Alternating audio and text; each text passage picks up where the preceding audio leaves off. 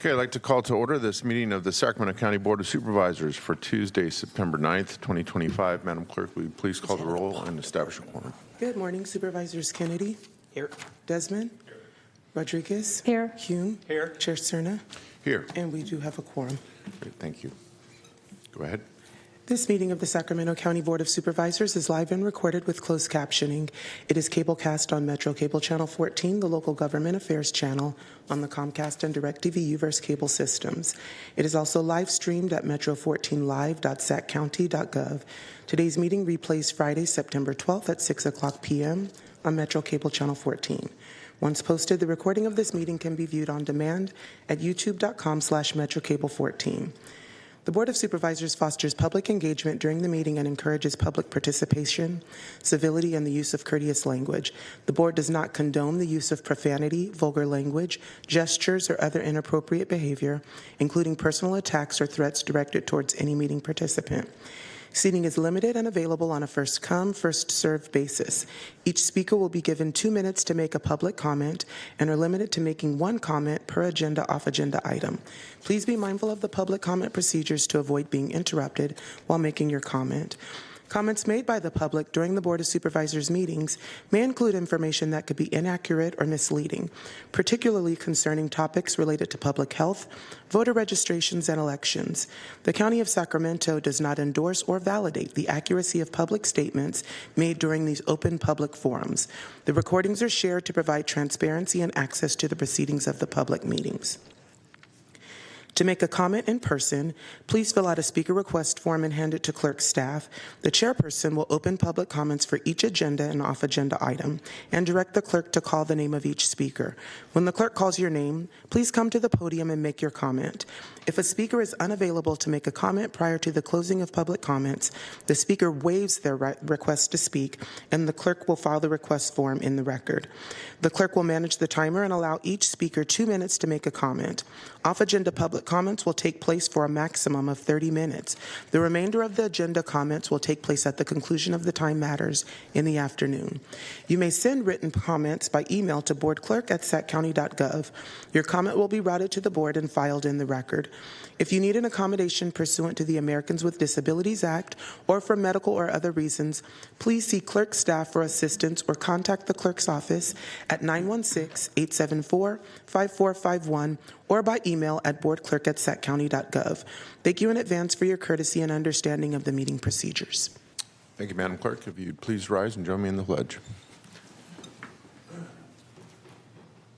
I pledge allegiance to the flag of the United States of America and to the republic for which it stands, one nation, under God, indivisible, with liberty and justice for all. Okay, again, I'd like to welcome everyone to this morning's Board of Supervisors proceedings.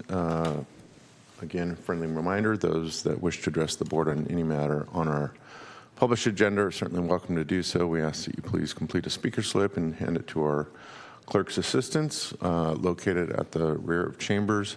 We will call you in the order that we receive the speaker slips. We ask that you keep your testimony to 2 minutes or less. That way everyone who wishes to address the board has that opportunity to do so. So with that, Madam Clerk, our first item. Item number 1 is public comments relating to matters not on the posted agenda. I have not received any speaker requests. All right, very good. Thank you. Thank you. We'll move on to our next item. Our next item is a timed item that starts at 10:15. Okay, why don't we go ahead then and consider consent.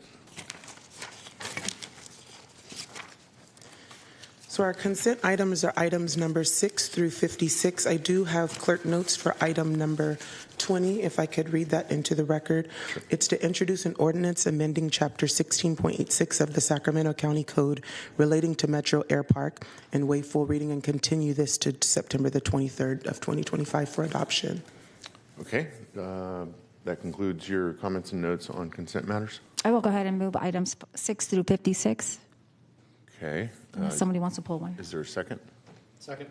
Okay, before we do that, I would like for the record to register my abstention on items 33, 34, and 35. And then I would like to offer some comments on item 20. Do we have any other members of the board who wish to pull items for separate consideration and vote and/or comment? Seeing none, we'll go ahead and then read item 20 into the record. So I just read item 20 Okay. into the record. All right. And Chair, if we are going to abstain for items 33, 34, and 35, if we could do a separate vote for just those three. So if you want to provide your comments maybe, or do you want to do that now? Okay, in the past, just so you're aware, we have gone ahead and taken the full vote on the suite of items in consent with just the clerk's note Okay. that I have abstained on those items, and that has sufficed. So, Okay, thank you. okay, so item 20 again has been read into the record. My comments are as follows.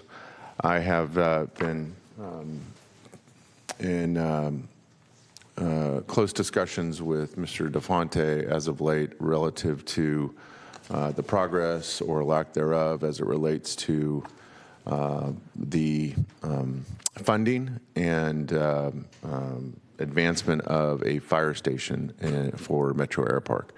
This is a public facility that obviously is critical to the success of the business park, and it's a good problem to have in terms of the fact that our build out is proceeding, I think, ahead of schedule at Metro Air Park, and there's been a great deal of cooperation, and I think looking back, we can all conclude that it's been a success to date over the last several years, thanks in large part to our community development team. And also I'll give credit to our property owners and developers who we've been working hand in glove to see that part of Sacramento County and our economic development objectives are, again, advancing. However, unlike roads, sewers, water conveyance, when it comes to fire life safety, there is going to be a point where we can no longer ignore the fact that we have to have a fire station out there so that lives and property aren't going to be compromised relative to response times. And so I'm looking at Mr. DeFonte at this point. I want to make sure it's clear to especially the property owners group that there's going to be a point where we're going to have to really look hard at occupancy out there and whether or not it makes sense to continue with permitting occupancy in various for various activities, distribution or otherwise, without that necessary piece of infrastructure and the activities and operations that come with that. So I just want to communicate very publicly and very clearly to, again, especially the property owners, I don't want to see us get to that point. I don't want to have things coming to a screeching halt. But I'm certainly not willing to ignore the fact that we are going to have that facility in place and operable in the not too distant future. So hopefully that message is going to register loud and clear with powers that be on the other side of the table from us in terms of funding, in terms of who's doing what. And Mr. DeFonte, I hope you can please communicate that to the property owners group. Will do. Okay, very good. Thank you. All right. Okay. We don't have any public speakers on consent, correct? We do not. Okay. We have a motion and a second. Please vote. And the consent counter passes unanimously. With Supervisor Stern abstaining on Items 33, 34, and 35. All right, very good. Okay, next item. Again, so the next item is 1015. If we could do boards and commissions nominations Let's and do that. appointments. Okay. So the clerk has continuing to September 23rd, 2025, Fair Oaks Community Planning Advisory Council, South Sacramento Area Community Planning Advisory Council, and the Vineyard Community Planning Advisory Council. Also continuing to October 7th, Adult and Aging Commission, Cordova Community Planning Advisory Council, the Local Child Care Planning and Development Council. Continuing to October the 21st, Delta Citizens Municipal Advisory Council, Elk Grove Casumna Cemetery District, Galt Arnold Cemetery District, Human Services Coordinating Council, and the Orangeville Community Planning Advisory Council. That brings us to the items for today. For the Antelope Community Planning Advisory Council, Supervisor Rodriguez, there is one District 4 nomination. Right, please reappoint Arthur Pristapa. Thank you. For the Carmichael Community Planning Advisory Council, Supervisor Desmond, there's one District 3 nomination. Please continue to September 23rd. Thank you. For the Carmichael Recreation and Park District, for Supervisor Desmond, there's one District 3 nomination. Please continue to September 23rd. Thank you. For the Cemetery Advisory Commission, there is one District 1 appointment for Supervisor Cerna. Please continue to October 7th. For Supervisor Rodriguez, there's one District 4 nomination. Please continue to September 23rd. And for Supervisor Hume, one. I'll continue mine to 1021, please. Thank you. For the Children's Coalition, Chair Cerna, there are 23 seats available that are just board appointments. Okay, the Chiefs are recommending the nomination of Liam Patton. And let's see here. Please continue the remainder to October 21st. Thank you. For the Casumnas Area Community Planning Advisory Council, there are 7 seats available. 2 of those are District 4. Supervisor Rodriguez Please continue to September 23rd. and Supervisor Hume. Also continue to 1021. Okay. For the Disability Advisory Commission, Chair Cerna, there's 8 seats that are board appointments. Chiefs are recommending the reappointment of Jean Lozano, and please continue the remainder to October 21st. October the 21st. Yes. Thank you.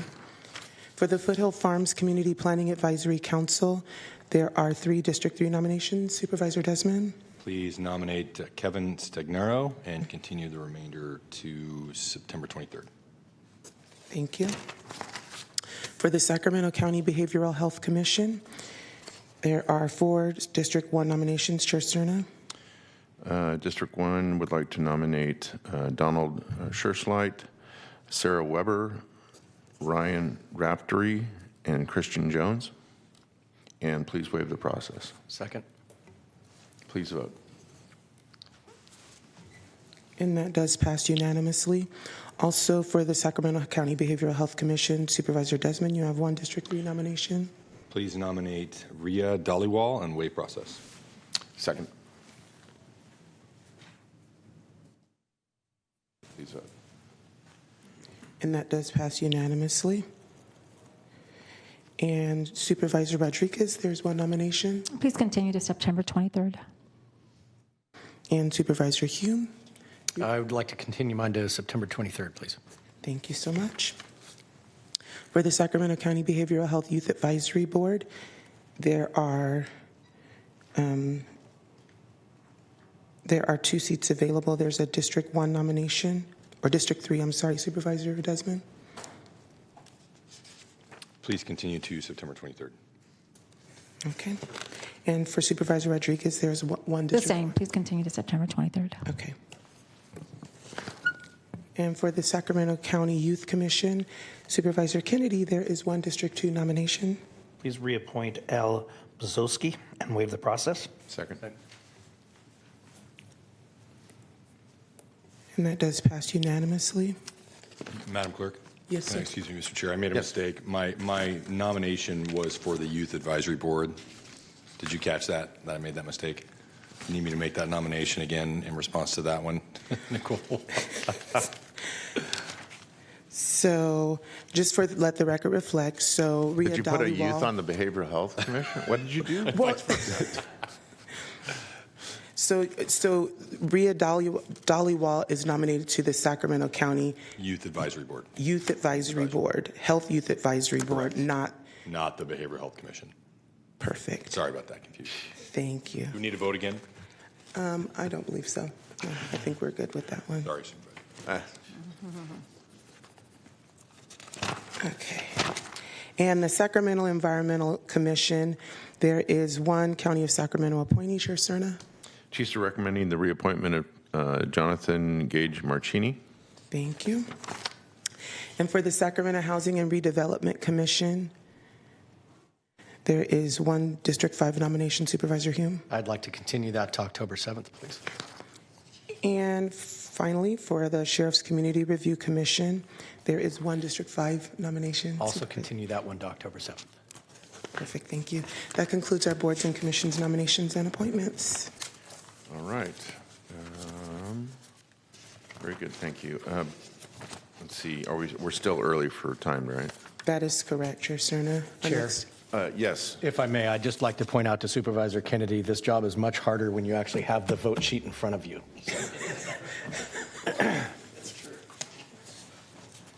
Okay, then we will stand in recess until 10 o'clock.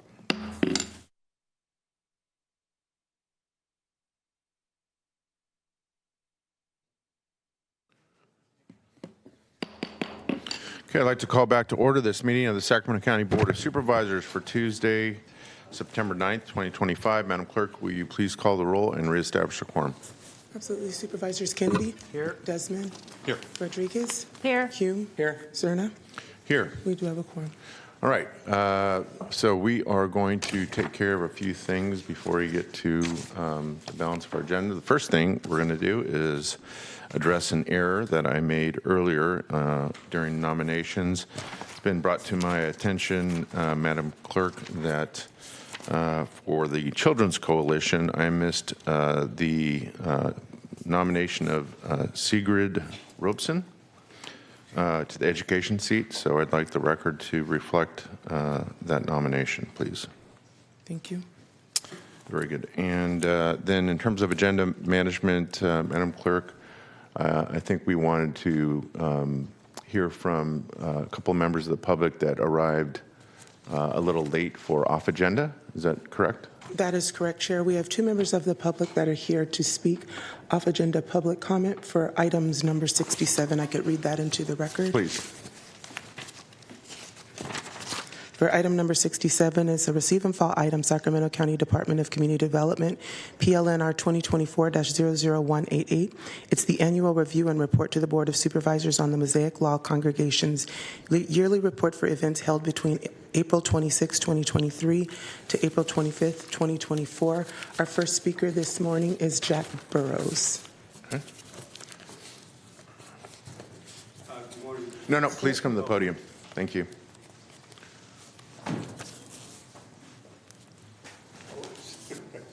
Good morning. Can you hear me? Good morning. Yes, now we can. Thank you. Okay. My name is Jack Burrows. I live at 2249 Sierra Boulevard, Sacramento, California. I moved into that home back in 2010, and for the next 3.5 years, Mosaic Law was a very good neighbor. There were no problems, but starting in 2014, there were a number of raucous events that were being held at the center. Jane Christopherson and I brought it to the attention of Mosaic Law to no avail. And then all of Walnut View was very concerned about the problem. And it kind of lasted for the next 6 years. And then the supervisors, I believe, instituted an annual report that Mosaic Law would have to make. And actually, since then, Mosaic Law has been an excellent neighbor. We have had no problems with them. Basically, I've spoken to a number of people in Walnut View Estates. Nobody has been aware of any problems. So I'd just like to say what you instituted, I hope is something that can be continued for quite some time, just to ensure that Mosaic Law continues to be a good neighbor. Do you have any questions of me? I don't think so. Thank you, Mr. Burrows. Okay, thank you. Jane Christopherson.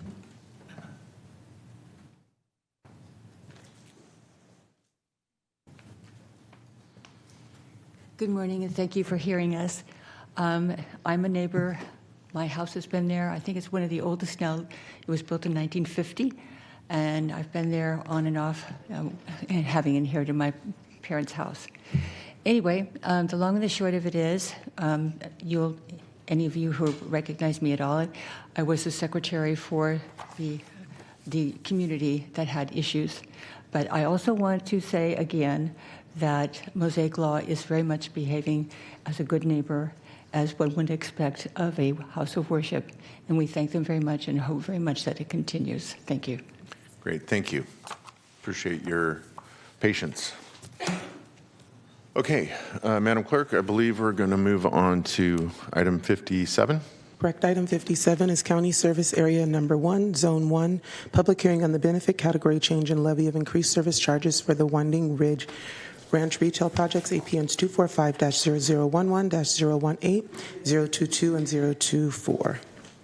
It is our smiliest staff member in the entire organization. Hello. Good morning, members of the board. Dawn Pimentel with County Engineering. The Winding Ranch Retail Project is located on the southeast corner of the intersection of Manzanita Avenue and Winding Way, and consists of the creation of 6 commercial parcels from the existing 3, building a gas station with convenience store and car wash, 3 restaurants and with drive-throughs, and 2 retail buildings, as well as any associated site improvements. The project was approved with a county plan amendment, rezone, tentative parcel map use permit, special development permit, and design review on April 20th of 2024. In response to the project's condition of approval required prior to the building permit issuance, the project proponents submitted an application requesting the initiation of the benefit category change process. In response to that request, a notice and Proposition 218 ballot was mailed to the property owner on July 25th, 2025. 2 of the project's 3 existing parcels are currently in the safety light only category and are each assessed $2.56 annually. The 3rd parcel is in the street safety light non-residential category and is assessed $2.56 plus $78.12 per year for the parcel's 300 feet of frontage.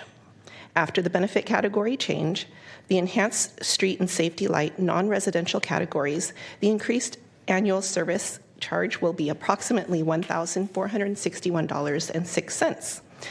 This is for the project's combined 1,365 feet of frontage.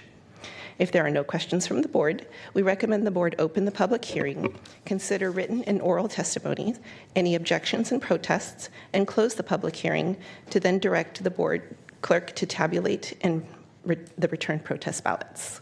Very good. Any members of the board have questions of staff? All right. If not, I'm going to open the public hearing. Madam Clerk, do we have anyone signed to speak on this matter? We do not. I will close the public hearing and ask the clerk to tabulate.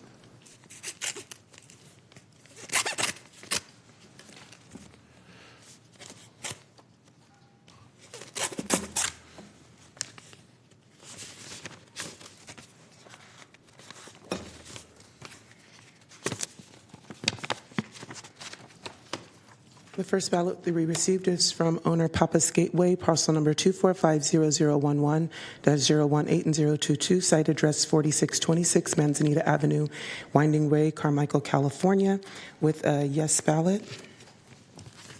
And the second ballot that we received is from Papas, Arizona, parcel number 245-0011-025, site address 4450 Manzanita Avenue, Carmichael, California, 95608, with a yes vote.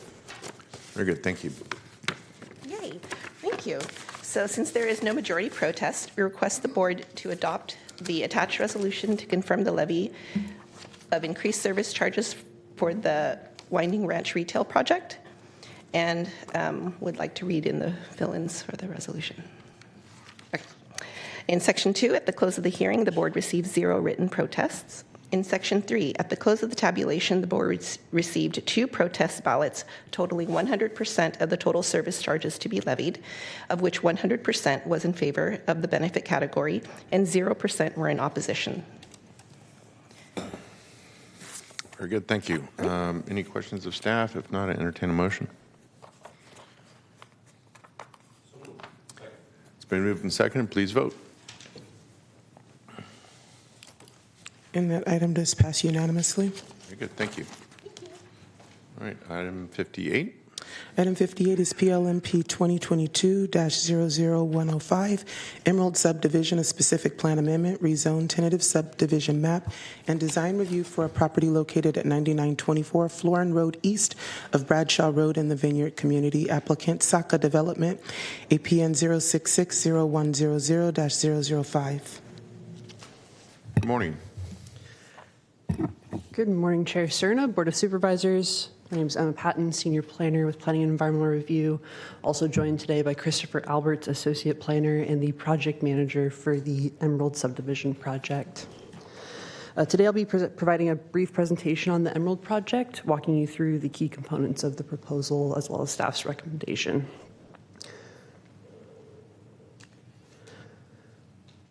So this slide shows the location of the project site within the North Vineyard Station specific plan. The Emerald project is outlined in red at Site 20 on this exhibit. It's located near other subdivision maps, including the recently approved Shandon subdivision to the east and the Florin 40 subdivision to the west. The applicant is requesting a specific plan amendment, a rezone, a tentative subdivision map, and a design review to demonstrate compliance with the countywide design guidelines. I'm going to go into some greater detail on each of these requests in slides to follow. So this slide shows the specific plan amendment.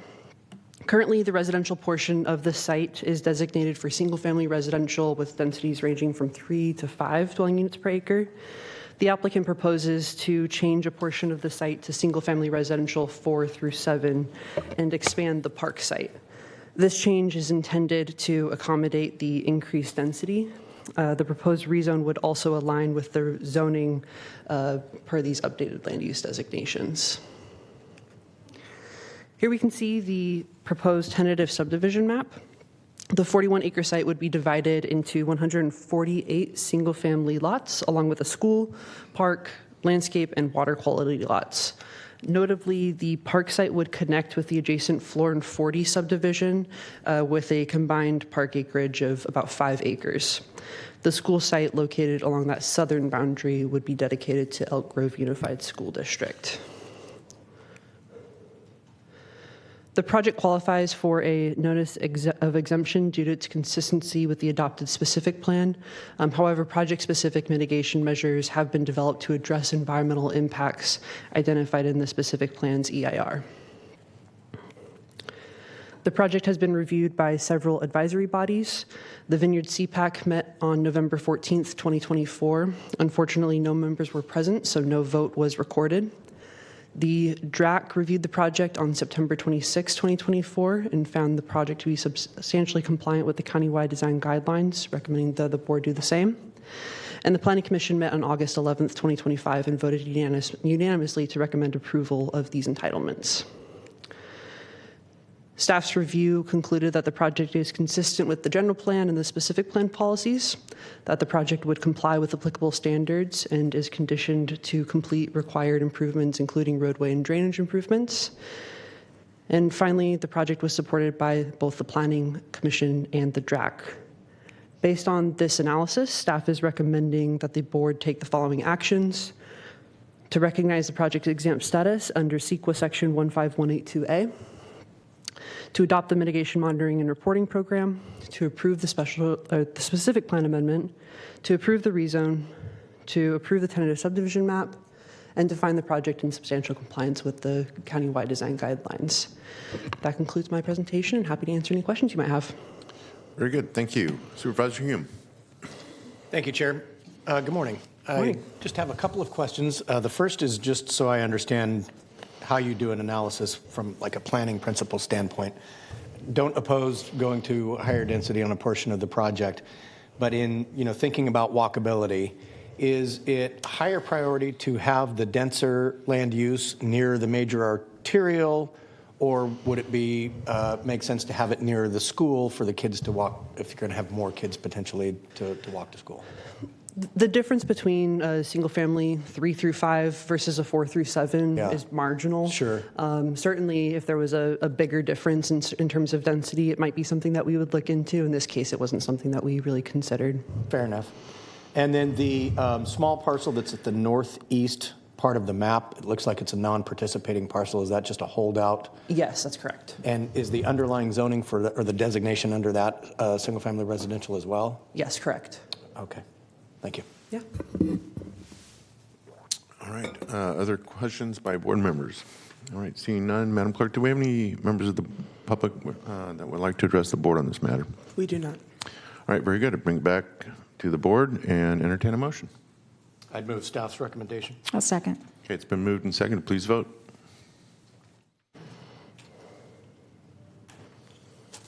And that item passes unanimously.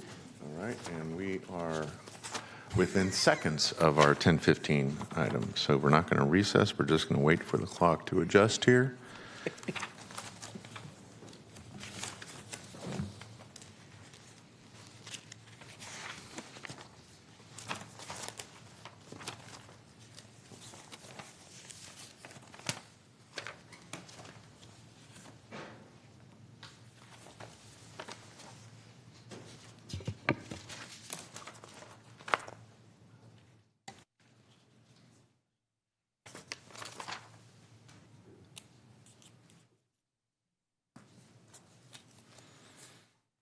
Okay. Item number 2 is the presentation of a service award recognizing Jasmine Thurston for 25 years of county service.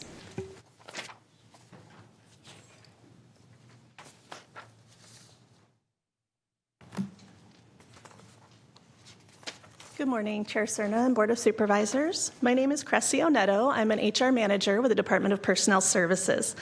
I'm honored to be here today to present Jasmine Thurston with a service award recognizing her for 25 years of county service. Jasmine grew up in the Philippines and is the youngest of 4 children. In high school, she played varsity volleyball and was awarded a medal for Rookie of the Year. She's a self-taught dancer and landed a role in a Coca-Cola TV commercial and as a backup dancer for major entertainers in Manila. Wow.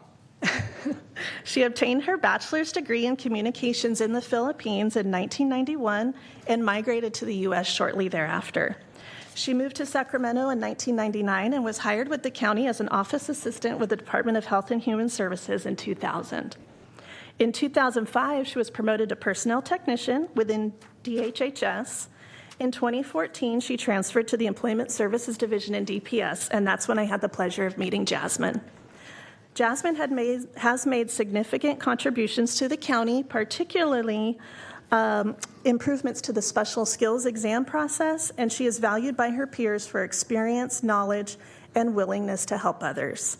In 2022, she achieved her registered yoga teacher certification and is a yoga teacher for Yoga Moves Us, a nonprofit organization in Sacramento. Jasmine loves being active, playing competitive tennis. She enjoys pickleball, hiking, and riding her bike, basically anything that promotes self-care, health, fitness, and overall well-being. She considers herself a food enthusiast and loves trying different cafes and restaurants in the Sacramento area, and she enjoys visiting beach towns with her husband. It's been a joy working with Jasmine, and I congratulate her on her commitment to excellence in her work and 25 years of county service. Congratulations.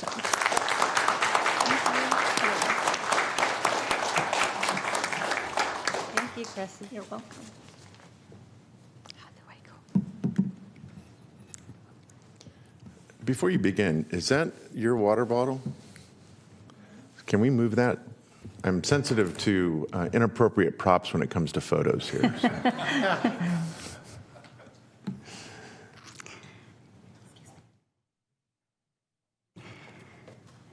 Good morning, everyone. Thank you to the Board of Supervisors for allowing us this moment and for giving us a few minutes of your time. Thank you, Cressy, for presenting me this service award. I'm so grateful for this honor and recognition. 25 years seems really long, but believe me when I say it went by really fast. I also would like to thank my friends and colleagues for coming today. A special thanks to my friends who have since retired, but came out today to celebrate this milestone with me. Last but not the least, I would like to thank my wonderful husband. Thank you for your unwavering love and for always supporting me in everything that I do. I humbly and proudly accept this service award. Again, thank you so much for this recognition. Congratulations again. Thank you.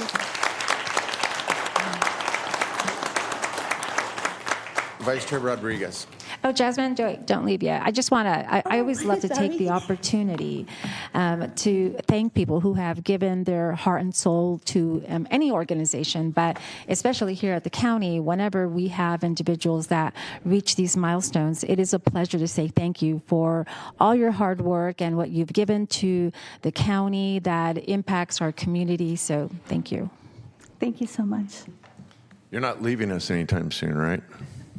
No. Very good. All right. All right. Very good.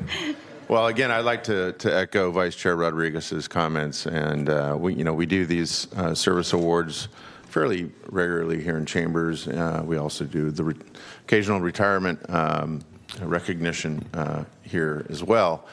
And it always amazes me how many committed public servants that we have in our organization that are here for 2, 3, and sometimes even 4 decades.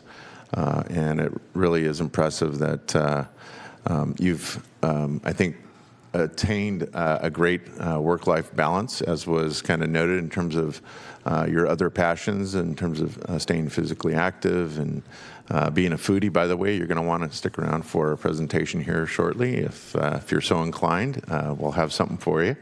But again, I want to, on behalf of the board, just again thank you for your 2.5 decades of service here to Sacramento County. Thanks again. Thank you so much. Thank you.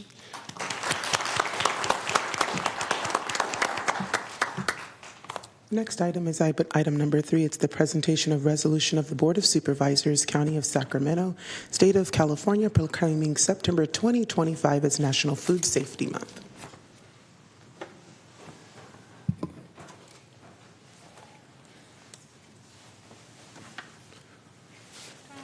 Jania, would you like me down there now? If you'd like. Okay. Yeah. All right. I was going to invite you down, but this All right. will save me. I'll make my way down. You can go ahead and start. Okay, wonderful. Good morning, Chair Serna, members of the board. My name is Jania Monasterio, and I'm the director for the Environmental Management Department, also known as EMD. Joining me this morning is Rolando Villarreal, Division Chief for the Environmental Health Food Safety Program. First and foremost, I would like to extend our sincere gratitude to you, the board, for declaring September as National Food Safety Month, and also for recognizing the recipients of the 2024-2025 Food Safety Awards of Excellence.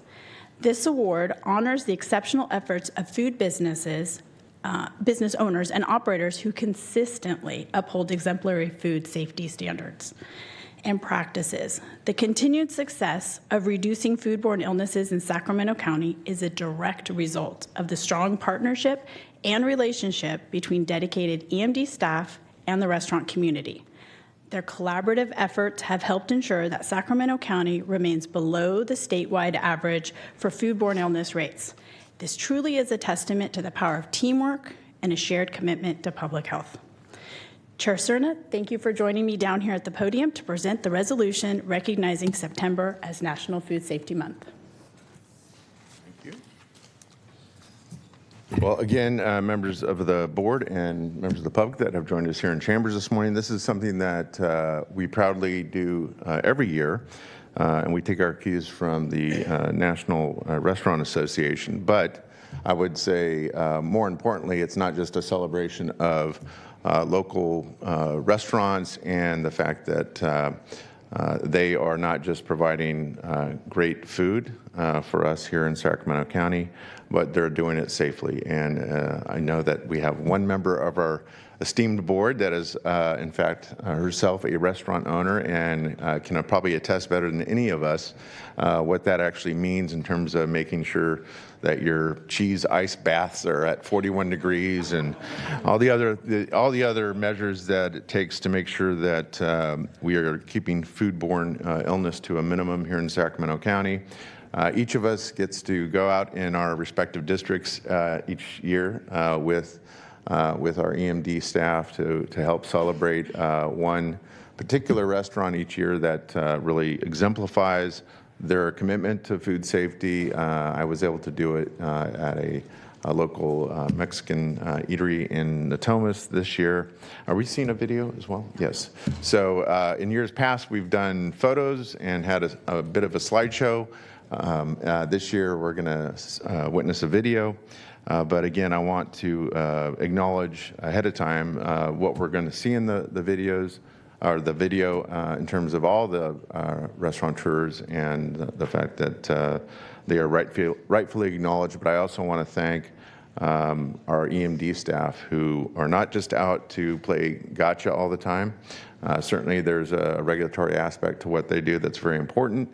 But they're also very committed to making sure that the relationships with those for whom they do regulate and do advance public health are also acknowledged in that partnership to make sure that we have a safe experience every time we go out to eat. So are we going to see the video now? Or do you want to? I'll introduce it. Okay, very good. Then I'm going to then present the resolution, and we're going to take the, of course, photos that we always need to do here. I'm not going to read all the whereases or the resolve, but I think I've said plenty. This really captures a lot of that. And again, I want to thank EMD and the 5 recipients this year that we're going to see in the videos. Here, why don't you come this way? Put someone more important than me in the middle. There we go. There you go.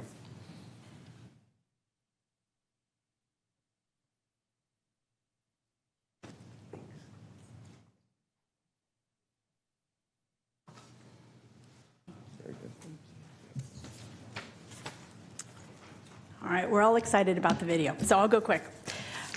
So the next portion of the presentation here is to show a video, but also to set the stage for what Award of Excellence is. So each year, EMD reviews inspection reports, thousands of them, for all the retail food businesses across the entire county. And businesses that meet or exceed rigorous food safety standards are honored with the Award of Excellence. To qualify, a business must have no major violations and no more than 2 minor violations within the past year. So this year, we're proud to announce that there's 600 businesses that met this high standard. We commend these businesses for their unwavering dedication to food safety and thank EMD staff for their diligence and professionalism in supporting this achievement. So from the awardees, we have selected 1 outstanding business from each supervisorial district to be highlighted, and each board member, as Supervisor Cerna has mentioned, has gone out and personally met with this business to offer congratulations and present their certificate. To further celebrate their accomplishments, we created a video montage showcasing these exemplary businesses, and this truly does represent the entire group of award recipients. I'd also like to thank the PIO office for putting together this video. They did a fantastic job, and it's going to be super fun to watch. So with that, I'd like to introduce the video.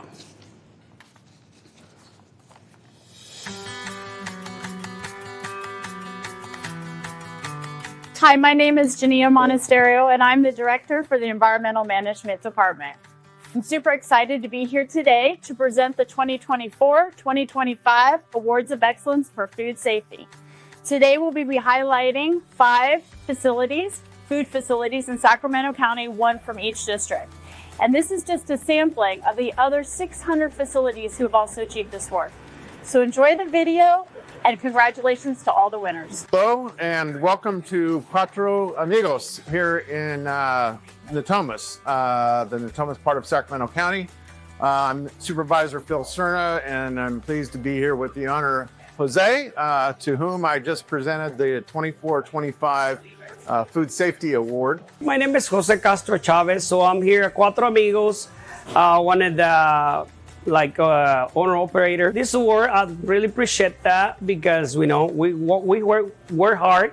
So one thing for my experience is always keeping fresh, keeping clean, hand washing, sanitation, and then, clean as a go. I can't tell you how excited I am to be celebrating Odo's Market today. This is really a tradition in Sacramento, South Sacramento in particular. if you look around Oto's Market, you'll see why it just screams South Sacramento. Its ethnic diversity, the quality of food, the great people who operate it and shop here. Oto's is a wonderful part of District 2. I'm Cheryl Inoue. I am one of the 4 siblings that currently co-own Oto's Marketplace, which was founded by our father, Ted Oto. And we are very, very honored and thrilled that the county has recognized Oto's Marketplace for the Award of Excellence. So thank you for that. I'm Supervisor Rich Desmond, District 3 County Supervisor, and to celebrate September Food Safety Month, I am here at the Donut Stop on Hazel Avenue in Fair Oaks to honor May and Mike, the owners of this wonderful establishment, which you can just see by looking around has excelled in terms of food safety and cleanliness and amazing donuts. And I picked one of these donuts to represent each one of the supervisors. So I'll start with Supervisor Rodriguez. For Supervisor Rodriguez, I'm bringing just a glazed donut. You know, that is really the powerhouse of donuts, right? It's the hardest working donut in the donut family. It's no frills, but it gets the job done, and it's really friendly to small business. He was a CHP officer. He knows. The second for Supervisor Hume, I thought about this a while. I thought maybe a plain old-fashioned, Supervisor Hume is a little old-fashioned, but he's not plain. So I decided instead to do an apple fritter, which is really, I think, commonly known as the farmer's donut. Supervisor Hume represents the rural agricultural parts of the county, so I thought a apple fritter is appropriate for him. And so for Supervisor Kennedy, this is really an easy one. He's a world traveler, travels to Europe a lot. He's a very urbane, so I had to pick kind of a cosmopolitan donut. So I decided on the French cruller for Supervisor Kennedy. I think that represents his style and his worldliness. And for Supervisor Cerna, this was I got a little tricky with this one.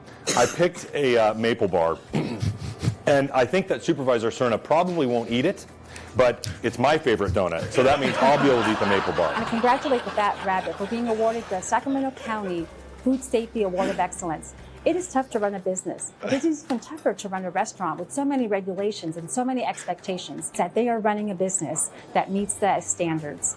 So congratulations, Fat Rabbit, for winning this award. Hi, my name is Jordan. I'm the bar manager here at Fat Rabbit, and this whole experience has been pretty cool. You don't really think about food and safety when you're in this job because you just do it. It's part of it. You have a set of rules. You follow it. Do the best you can. You keep at it, and everyone around me works hard. We all do our best, and it's really nice to get recognized, and hopefully we can do this again next year. Hi, I'm Supervisor Pat Hume, and we're here celebrating Guy and Rice on achieving the Environmental Management Department Award of Excellence for Food Safety. This is not easy to get. It means that they take pride in what they're doing. And, when you're running a small business, it's tough. And so to focus on the things that people can't see, such as keeping your kitchen clean and all of your food safe, it's important to do that. And they're doing it in a way that makes them earn this award. Hi, my name is Kate, and I am the owner of Guy and Rice, Thai Chicken Rice in Elk Grove, California. And thank you so much for this award. It means a lot for a small business. But actually, I want to thank to my team, the front of the house and back of the house, for helping us achieve this award. Without you guys, without the great team, I don't think we can success without you. My name is Rolando Villarreal. I am the Division Chief of the Environmental Health Division. On behalf of the County Board of Supervisors and the Environmental Management Department, I would like to thank all the recipients and awardees for their dedication and commitment to food safety. Thank you.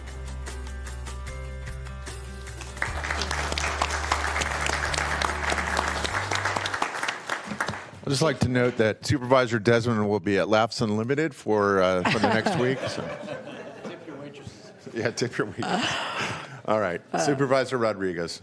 Well, first of all, that was awesome. I really enjoyed the donut descriptions. But I just want to make a comment that, I've been in business for 10 years, and running a restaurant really, truly is tough because there are so many regulations and so many things to do, and something might break down, and it kind of changes the way you have to operate your business. But one thing that I can say about Environmental Management Division is that you guys are super professional, and it really is about educating the public on on food safety and protecting the public. And so I just personally want to take this opportunity to thank you for the exceptional work you do to help ensure that our restaurants are meeting those expectations that are there for a reason, and that is for the protection of the public. So thank you.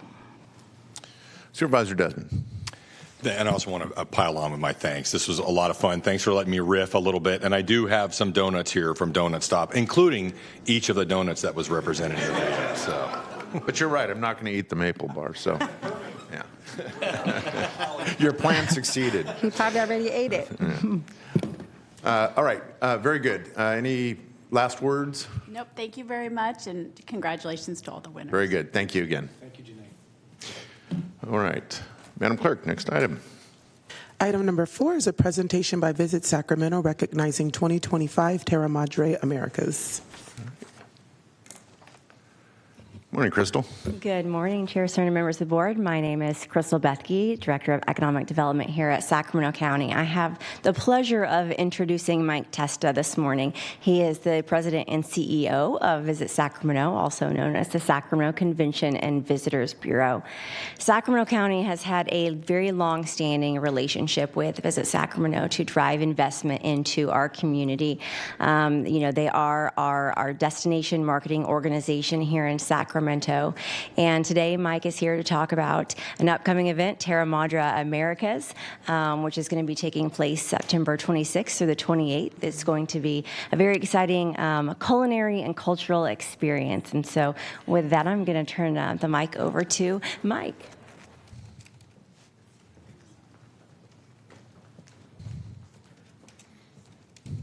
Morning, Mike. Good morning. Thank you, Crystal, for the nice introduction, and thank you to the Board of Supervisors for the opportunity to present to you all. You've heard me talk at our State of Tourism event about the evolution of Sacramento's food scene, and Terra Madre Americas is really the exclamation point on that. Terra Madre Salon de Gusto has been an event in Italy that's been going for the last 20 years. It brings 300,000 people from 120 different countries to Torino, Italy. Has never been in the U.S. before. I had the opportunity to meet Paolo De Croci, who is the Executive Director of Slow Food International, in 2018, and we started a conversation about bringing this event to the U.S. Obviously, the pandemic got in the way of our plans, but we maintained that conversation, and it will happen this year. And I want to give folks an idea of what slow food is, because it's very well known in Europe, but it's not very well known in the U.S. And I think part of the opportunity with Terra Madre Americas is to adopt some of these programs. So the core pillars of slow food is good, clean, and fair food. And what that means, good refers to delicious, healthy, and culturally appropriate food. Clean emphasizes that food production should not harm the environment or animal welfare. And fair focuses on social equity, ensuring that producers receive fair pay and consumers have access to food at fair prices. So people ask me, what is Terra Madre? And it's hard to explain, but I'm going to give it a shot. Picture a big farmer's market. Not with the traditional produce necessarily, but a lot of different food offerings. We'll have celebrity chef demonstrations. We'll have educational panels. It's really an all-encompassing weekend. And I think what is really exciting is we've taken our Farm to Fork Festival, which has been on Capitol Mall for the last 12 years, and we've moved it to the streets surrounding the Safe Credit Union Convention Center. So Terra Madre Americas will be inside of the Convention Center, and the Farm to Fork Festival will be on the outside of the Convention Center. So really combining two events and helping them to grow.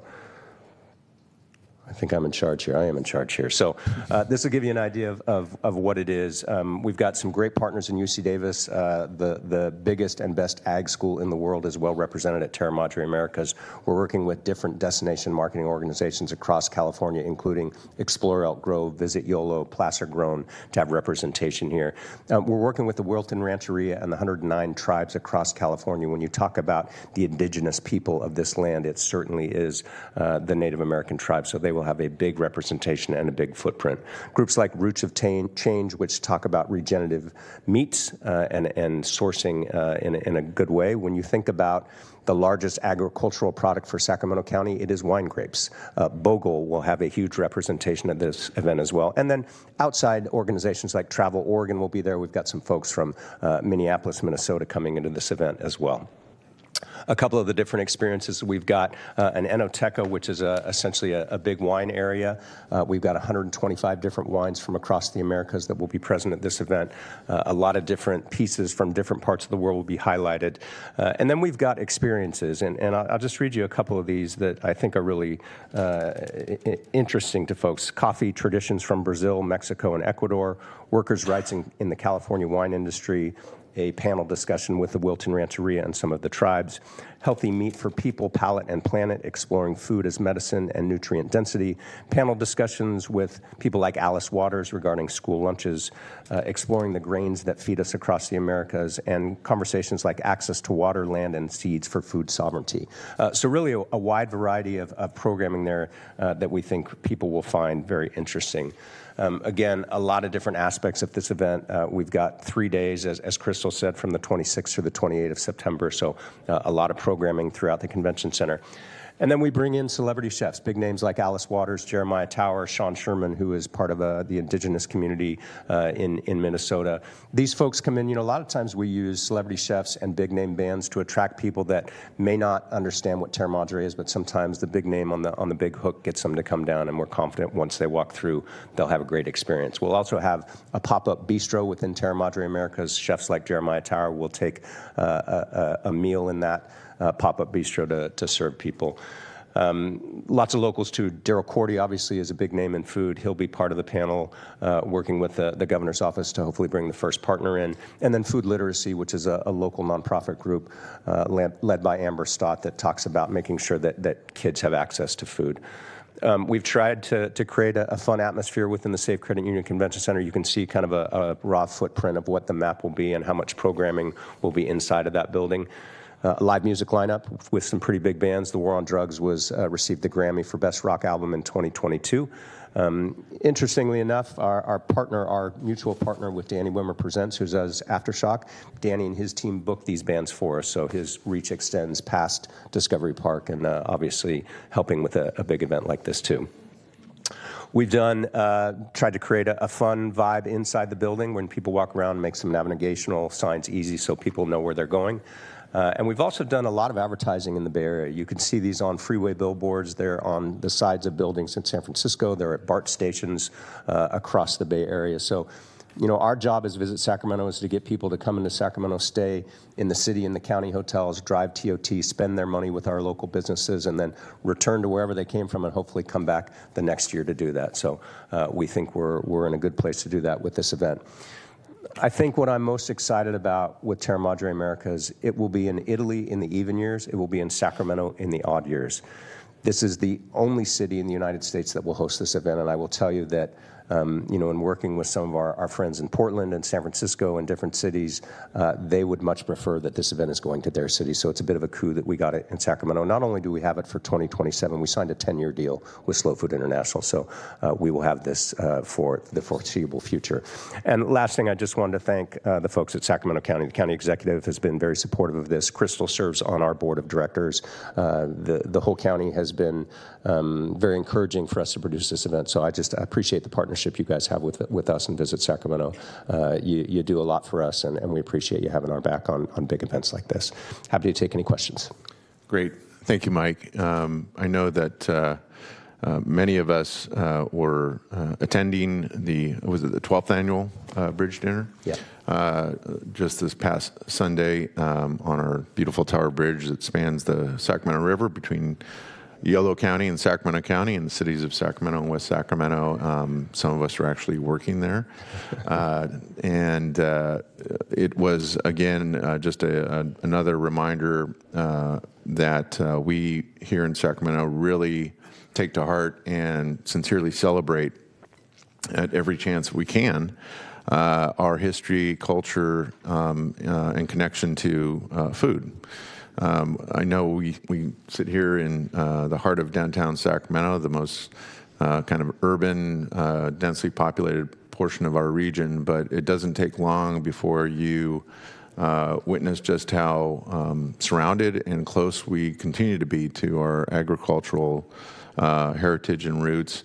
The fact that this is the only event of its kind in the United States, branded as Terra Madre, and the only other one is in Italy. That is remarkable.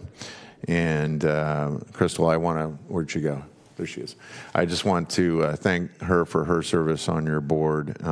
She's a wonderful asset here in Sacramento County when it comes to working closely with Visit Sacramento and other partner organizations to, again, celebrate what we're good at, what we're proud of, all the partners that make things like the Tower Bridge dinner and our farmers market, and now I'm sure it's going to be a success, Terra Madre. And I was there when you did the launch and you announced it, Mike, and really was very excited. I wear my T-shirt proudly, my green T-shirt.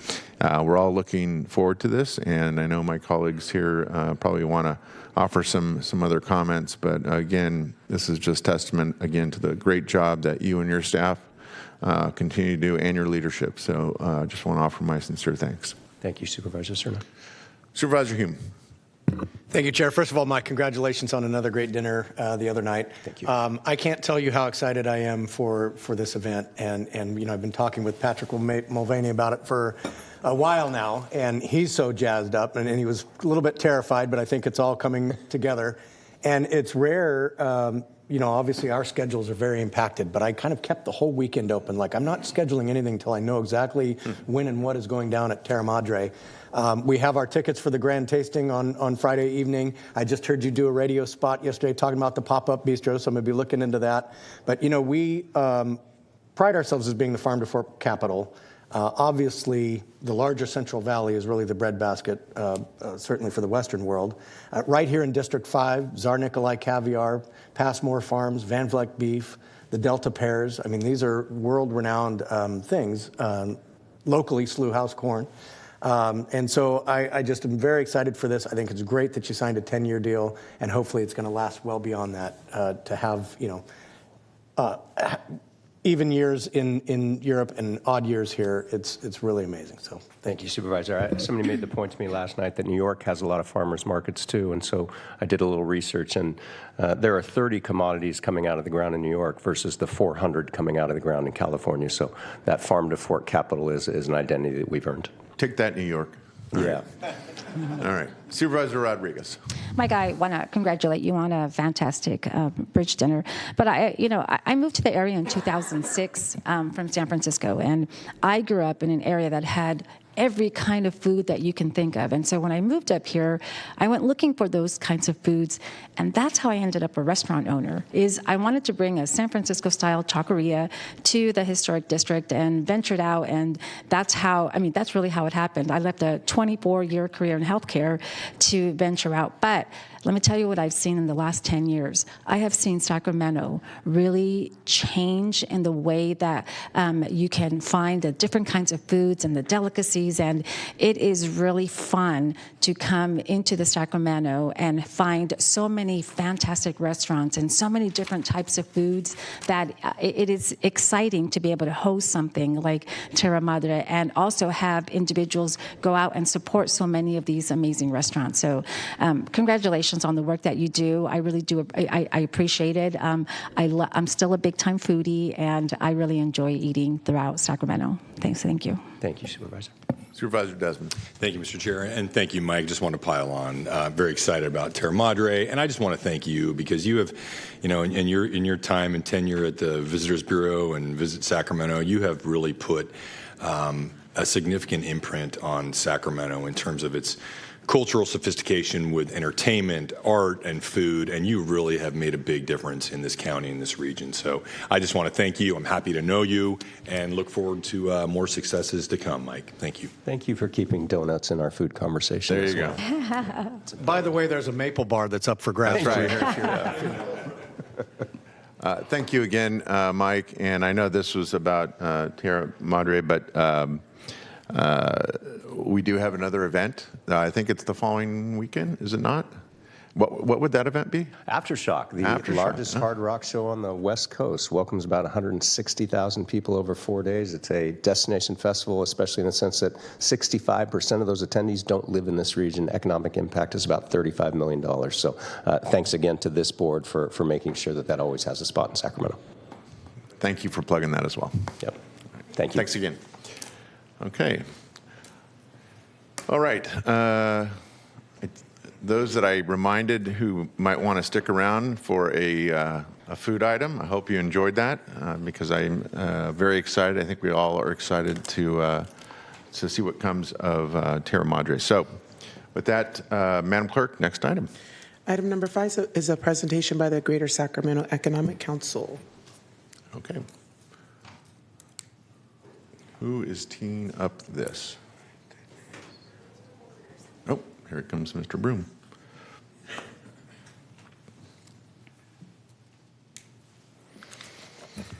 I was just thinking I don't serve enough wine. Listen to Testa. So I kind of got to start throwing parties around here so somebody will like me. Well, listen, thank you for having me. So I know there's a presentation coming up. So as you know, you were a founding organization, Supervisor Cerna, Supervisor Kennedy, about 10 years ago when we decided, could we build a more dynamic, I think, Pat, you were on Elk Grove, so you're a founder as well, too. We give Rich and Rosario a chance to redeem themselves at any point in time, though, I'll just say. But, how do you drive a better economic model for the community where you can get leverage and greater opportunity? And, we have just finished our first 10 years, and I think there's a great story about our community and about the rise of our region. So I'll go into this presentation. Someone is trusting me with a clicker. There you go. Before you get into it, yes, sir. Could you give us your name, please? Oh, yeah, I'm sorry.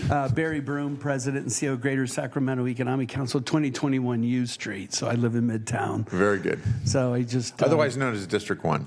District 1, right. Okay. I rode my skateboard here, so I'm super hip. I've been doing economic development for 35 years, 26 as a CEO. I've been here now 10 years as the founding CEO of this organization. And, we just... if you look at communities that are really thriving, people with money care about them. If you look at communities that are struggling, people with money don't care about them, right? I mean, it's kind of that simple. And so, how do you get the CEOs in this community, not to act as a special interest group or through a lobby or through an association? How do you get them to step out on their own? Right now, Mark Friedman's the chairman of the board of the Greater Sacramento Economic Council, and put some skin in the game and actually focus on their community. And then how do you get CEOs to be responsible for their community, right? That's really the trick, because you're responsible for a community 7 days a week, 24 hours a day. But what does the president of ESP do? Or what does, the head of the Kings do for the community other than operate important enterprises? And then, the goal is for the CEOs are about 85% of the budget. The public's about 15% of the budget. But the goal is to really give the local communities a tool to work with that they otherwise couldn't produce on their own for the amount of resources that are available to them, right? It's like a cooperative service model, if you will. And then, of course, how do you increase competitiveness, which is the efficiency at which we operate? A huge compliment to Crystal and David and the entire Sacramento County. And if you look at our airport, right, I mean, everywhere you go, you got the best airport in the country. I love your airport. I mean, even small communities are capable of doing big things if they work really hard and keep their head down. And then how's the economy sustainable and equitable, right? I mean, leading communities of colors behind, leaving your neighborhoods behind, not a great idea. Ignoring, the threats to families, not a great idea.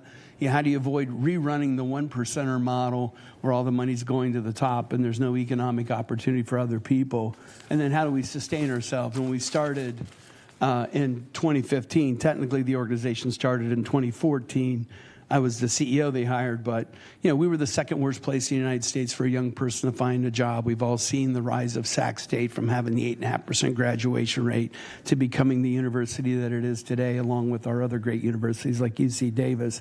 But how do we create an industry model here that's independent of the government, because we know what kind of financial challenges the state of California has and all these public institutions. If that's a third of your economy, what's going to happen to you?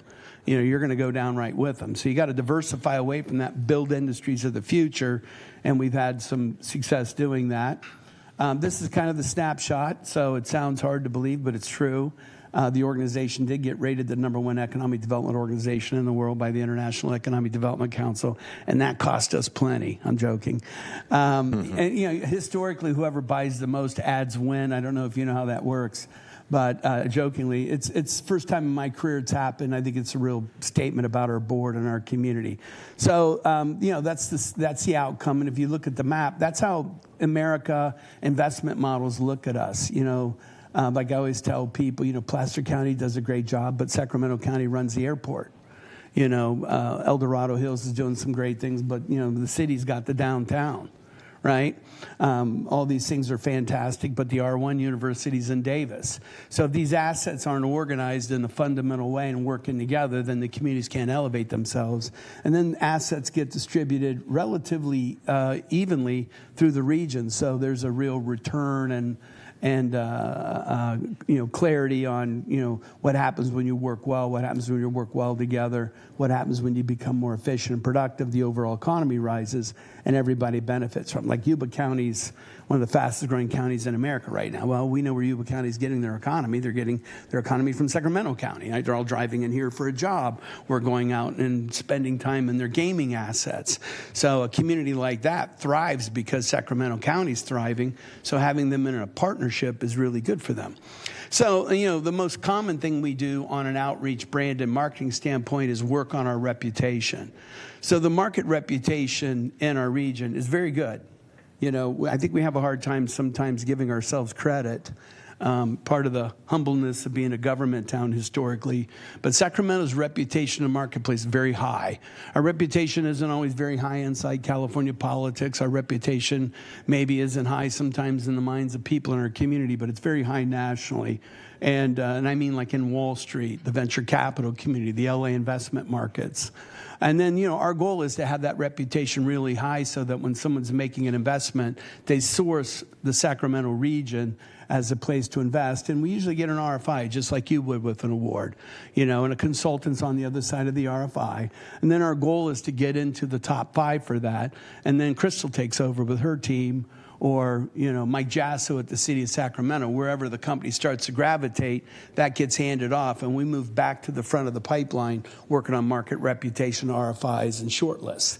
So the final decision belongs to the community, and that's why we say all of our successes belong to the community, because, it's the city of Sacramento that delivered the 9-0 vote on the stadium. I didn't deliver the 9-0 vote. I didn't deliver the EFID, right? But we were the ones that got Wilton Rancheria to put the $200 million into the deal.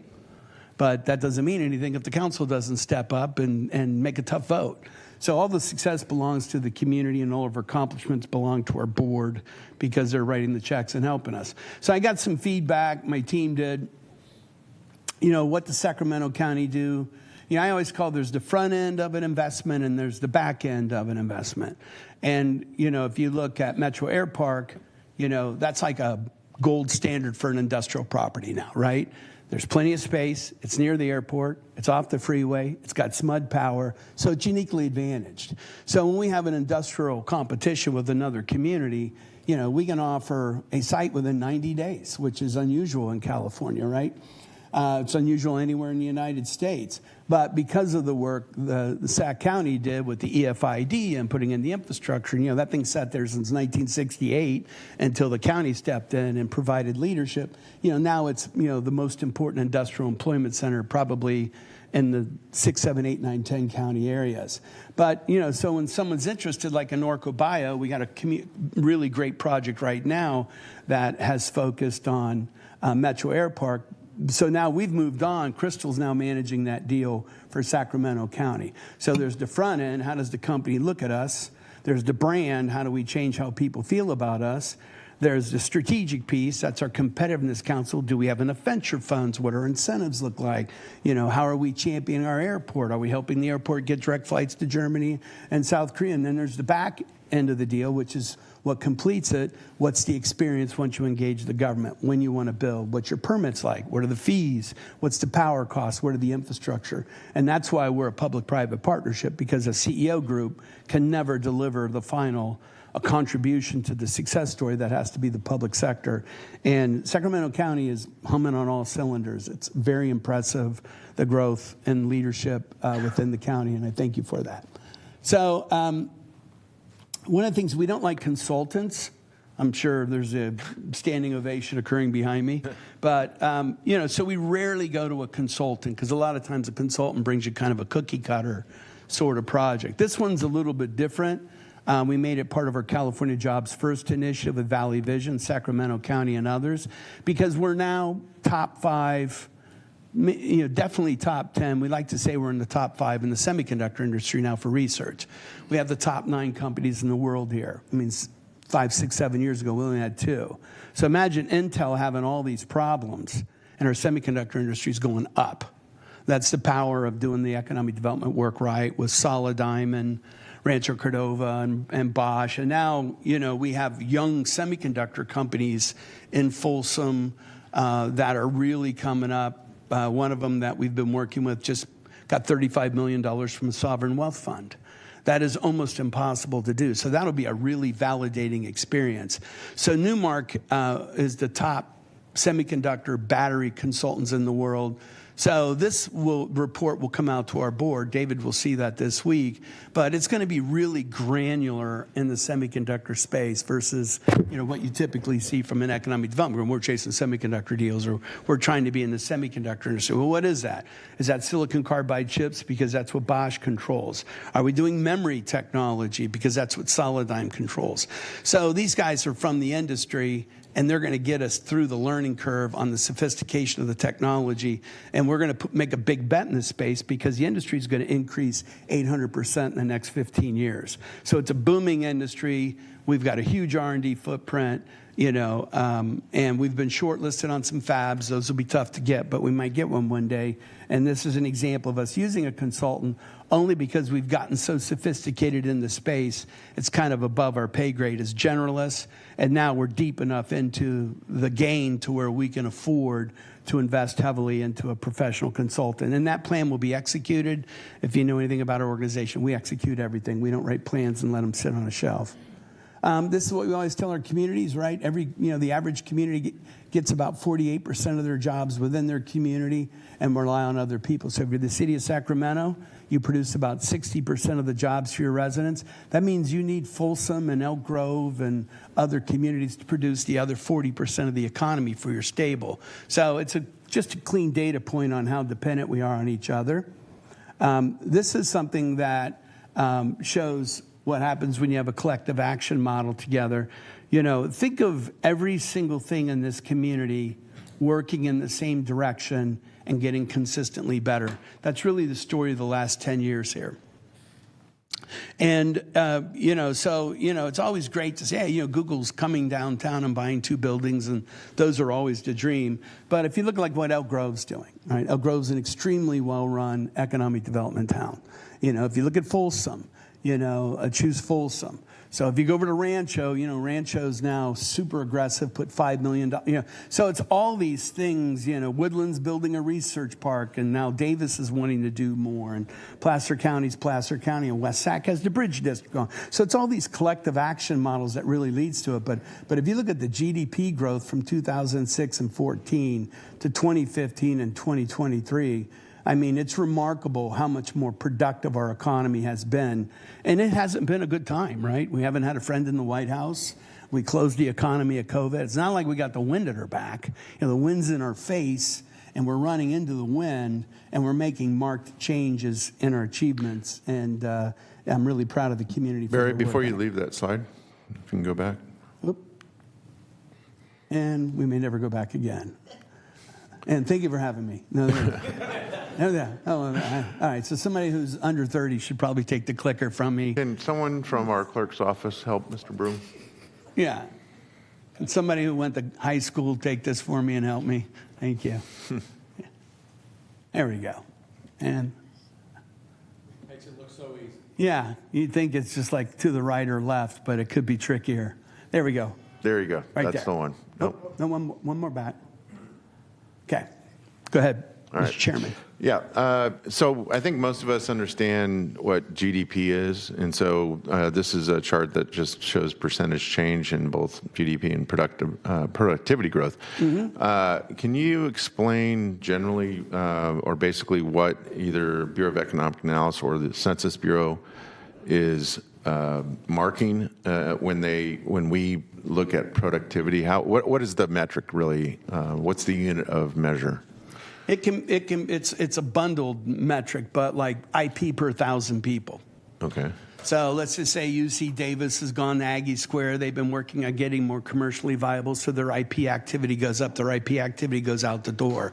These little small startups in Folsom, they got a lot of IP activity. Obviously, Solid Diamond Bosch have a lot of IP activity. So now it's intellectual property, meaning they create novel discoveries that are recognized by the federal government, belong to them. They own it, and it has unique capabilities. So that would be an example. It could also be, the change in graduation rates at Sac State from 8.5% to 40%. So let's make sure we're clear about what you're saying when you say 8.5%. I believe that's 8.5%. That was the base for 4 years. For 4 years. That's an important part of because it was 50 at 6 years. Yeah, but it's I just as a graduate of Sac State, and we have two others up here that also went. It's not that Sac State suffered an 8.5% graduation rate. It was an 8.5% graduation rate in 4 years. Yeah. So now that's pushing 40. So that's a big productivity advantage, right? So we're capturing UC Davis grads. We used to keep 10%. It's now 40%. So that changes the STEM footprint in the market. So there's always varied things that go into that that acknowledge that. But that's also the same data point that Accenture uses. So the key to this is a third of our work. I spend probably 20% of my time just on data, understanding it. But this is the same data that Google would look at, or that Apple would look at, or Andreessen Horowitz, or J.P. Morgan Chase. So the data sets are common, and they're pulled by industry. So when we make a statement like this, they're going to go, how'd you get so? That doesn't make sense. What'd you guys do? Then you have the data set to prove it, and that solves the problem, right? This is when you're working through a reputation that you're building. Great, thank you.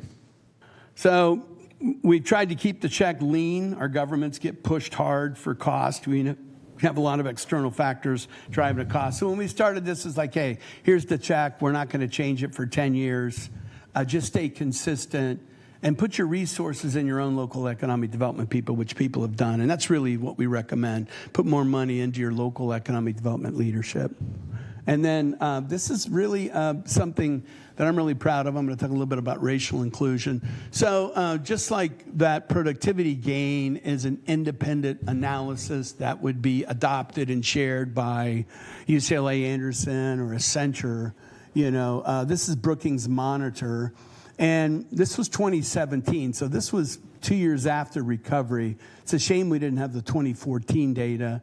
But, being dependent upon the government, being slow-moving, not having a trajectory, not having an outward focus, not driving an industry objective, we just scored poorly. And we brought in the Brookings Institute because, we tend to be left-leaning as a community. The Brookings Institute is really the arm that advised Barack Obama, right, and Biden and others.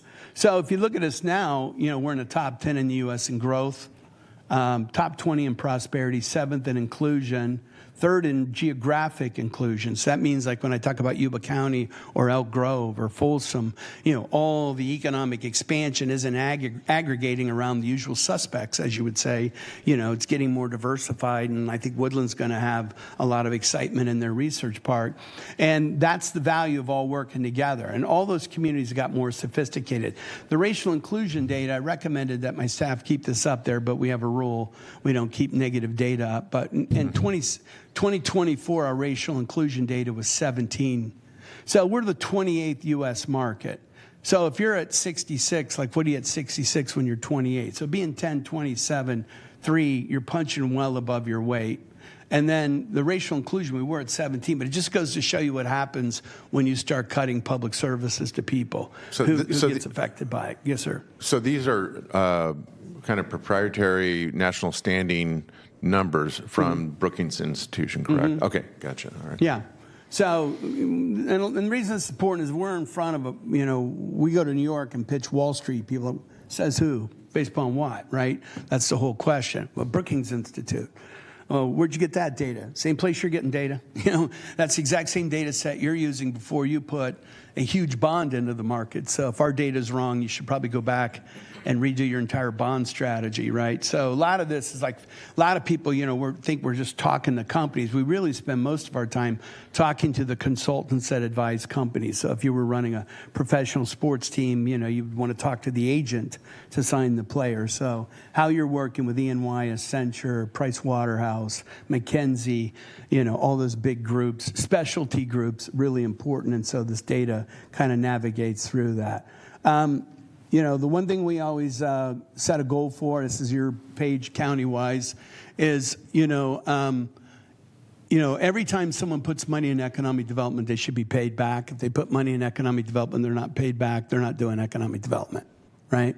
And they can put money into a cause, which is important, and they can make a competitive investment, like a $10 million research fund that may take risks and not give a return. But whenever you're doing something, you ought to get paid back. So, we've got about a 20-to-1 payback, and then these are some of the outcomes. And by the way, Sacramento County is the top performing economic development shop in the region for responding to competitive situations.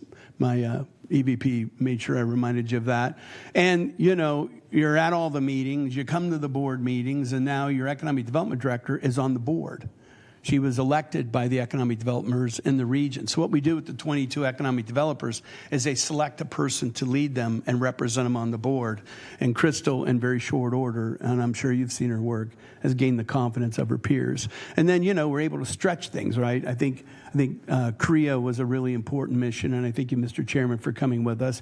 But we're not like going on a junket, right? I mean, we've got Samsung and Solidigm and SK Hynix out of Korea. We now have a relationship between the Korean research universities and UC Davis, right? They're sending their startups into the U.S. at UC Davis now. And same thing with Germany. And then coincide, we work with your airport on, can we get a Lufthansa flight, right? So now we have all this German activity in the market. Mercedes-Benz, companies like that are kicking our tires all the time now. Can we get a direct flight from Lufthansa into Berlin or into Frankfurt, which aid and abets the interest of those markets? And so Seoul and maybe Berlin or Seoul and Frankfurt would be the two big international objectives, because now we have outward-facing companies that set the reputation for the town in those, like Bosch is Google in Germany, and SK Hynix, which has $9 billion in the Solidigm, and Samsung. I mean, Samsung is the top company in the world in South Korea. So now they being here sends a message to the market. Well, if they're here, maybe we should be here, right? Maybe that's the place we should be following on. So those things all coordinate. This is just retaining Newmark so far. We've got some nice deal flow. You're a finalist for this AI robotics manufacturing facility, $287 million. And our average wage is about $108,000. And then, of course, we work closely with the airport. I mentioned that, a real gem and incredibly professional team. These are some key locates in the unincorporated area. I mean, Orca Bio, so a great example, like to the average person, what's Orca Bio? It's 200 jobs sitting in Metro Air Park. Okay, so that's kind of cool. What's the pay? 108,000 or 112. Okay, that's kind of cool. But what's really cool about it is Lightspeed Ventures is a $12 billion fund, and it's kind of the flagship technology forum. And they put $500 million into that company. So you now have the chairman of the board of a $12 billion fund that's got their star asset in the middle of our town, and they're in Menlo Park, and guess what? They invest in a lot of companies. So now we make sure that company gets a great experience. That big fund in Menlo Park's like, great, we don't have to pay Silicon Valley Valley prices anymore. We can build and develop the technology. We can drop them in the ground 72 miles away, pop up and see them, and everybody up there is looking after our assets and investments and treating us with like a customer. So those kind of things, Rivian is in bigger conversations with us. So sometimes, Marianne's, baking is, it's a nice local business, but it was good to keep. It wanted to leave the state. U.S. Food, that was just one of our early investments. But some of these companies like Orco and Rivian, so Rivian is now looking at possibly being the anchor tenant on the mobility center to do their battery technology here. So these larger companies have a chance to scale, and so does income. And as I mentioned before, all of our achievements belong to our community, and I'm grateful for the support. And I saw how you guys treated Testa, so I'm watching. Don't start, gooing all over me just right off the bat. Thank you, Barry. And again, want to thank you for your tenure leading GSAC and for all the very productive activity that I think we've all witnessed during that time. And I've had a chance to work closely with you and your staff through our economic development department, mostly to see that key assets like Metro Air Park, like McClellan Business Park, like our airport, are all succeeding through the partnership that we enjoy with your organization. And I'm not sure I heard you toot your own horn, which is odd. Well, that's because I saw how humility was for Testa, so I was going to come up here like, I just got here. But did I not hear? I thought GSAC has won some awards, or is it going to? Yeah, thank you. So International Economic Development Council named us the #1 organization. We were actually in the top 3 for 3 years. I'm really proud of that because these are Sacramento kids. If you looked at that, these are 30-year-old, 28-year-old kids that are doing this, and they're very fired up. Jasmine Ward, who is now considered, a Sacramento native, she's now really considered like the guru of how to market a community in the United States. And if she were like a film producer, she would have 4 Oscars and 4, Emmys. I mean, she's just a real star. So it's really been a joy, working with these young people, and if you look at our team, they're diverse, they're young, they're energetic, they're very dedicated, they're really committed, and I'm really proud of them. Great. Thank you very much. Thank you. We do have some more comments here. We'll start with Supervisor Desmond. Well, Barry, I was going to do some gratuitous gushing about you, but you said not to, so I won't. So thank you for the presentation and for the work you do, and I'm glad you had that specific slide on unincorporated Sacramento County, because something that we talk about a lot up here is kind of the 2 hats we wear as a Sacramento County government. Obviously, the umbrella, the largest government entity really in Northern California, certainly in this region, but we also wear the hat as really the largest, essentially, city in the county, because 1/3 of the population in Sacramento County lives in unincorporated areas. And I had a question on the slide you had where it talked about the ROI 20 to 1. Was that for Sacramento County as a whole? That's what I'm assuming. That was Sacramento County, yeah. That's the county as a whole. Okay. Yeah. Do you have that kind of? Because I think to myself, we have to equate our unincorporated county population. We have to look at it and evaluate it just like a city would be evaluating their population.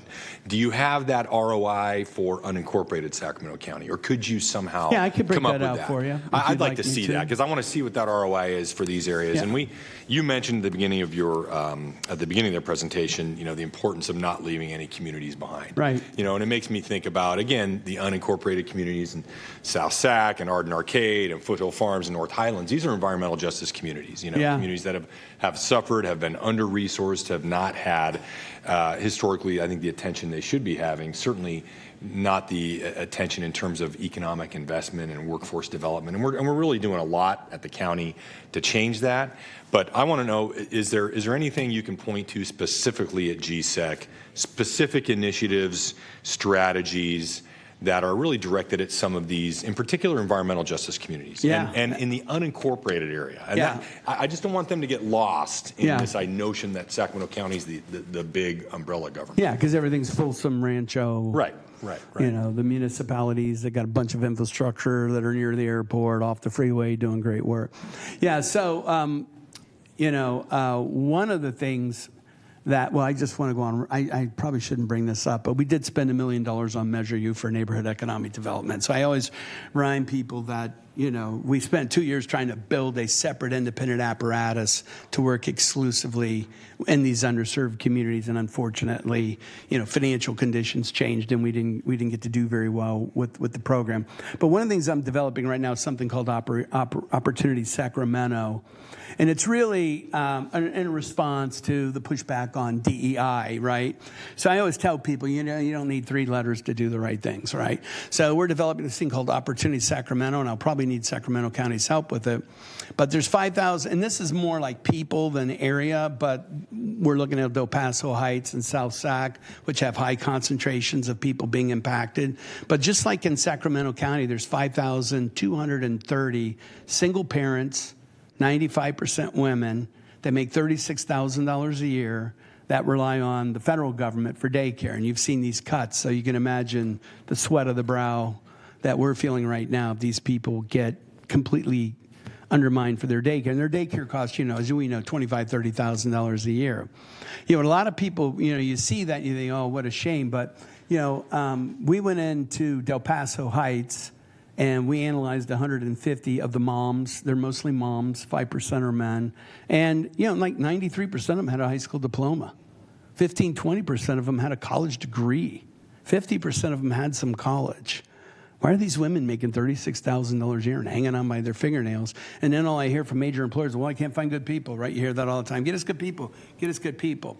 So we've been working with Adonai, Matt's group, if you know Adonai, and we've been spending a lot of time on it about a year, but we want to roll it out to where basically we get my board members to guarantee a 1-year $65,000 income to mothers that graduate from varied certification and technical training pieces. And so that's something that I'm surprised it didn't get picked up like that. I think we have a really uncertain economy right now.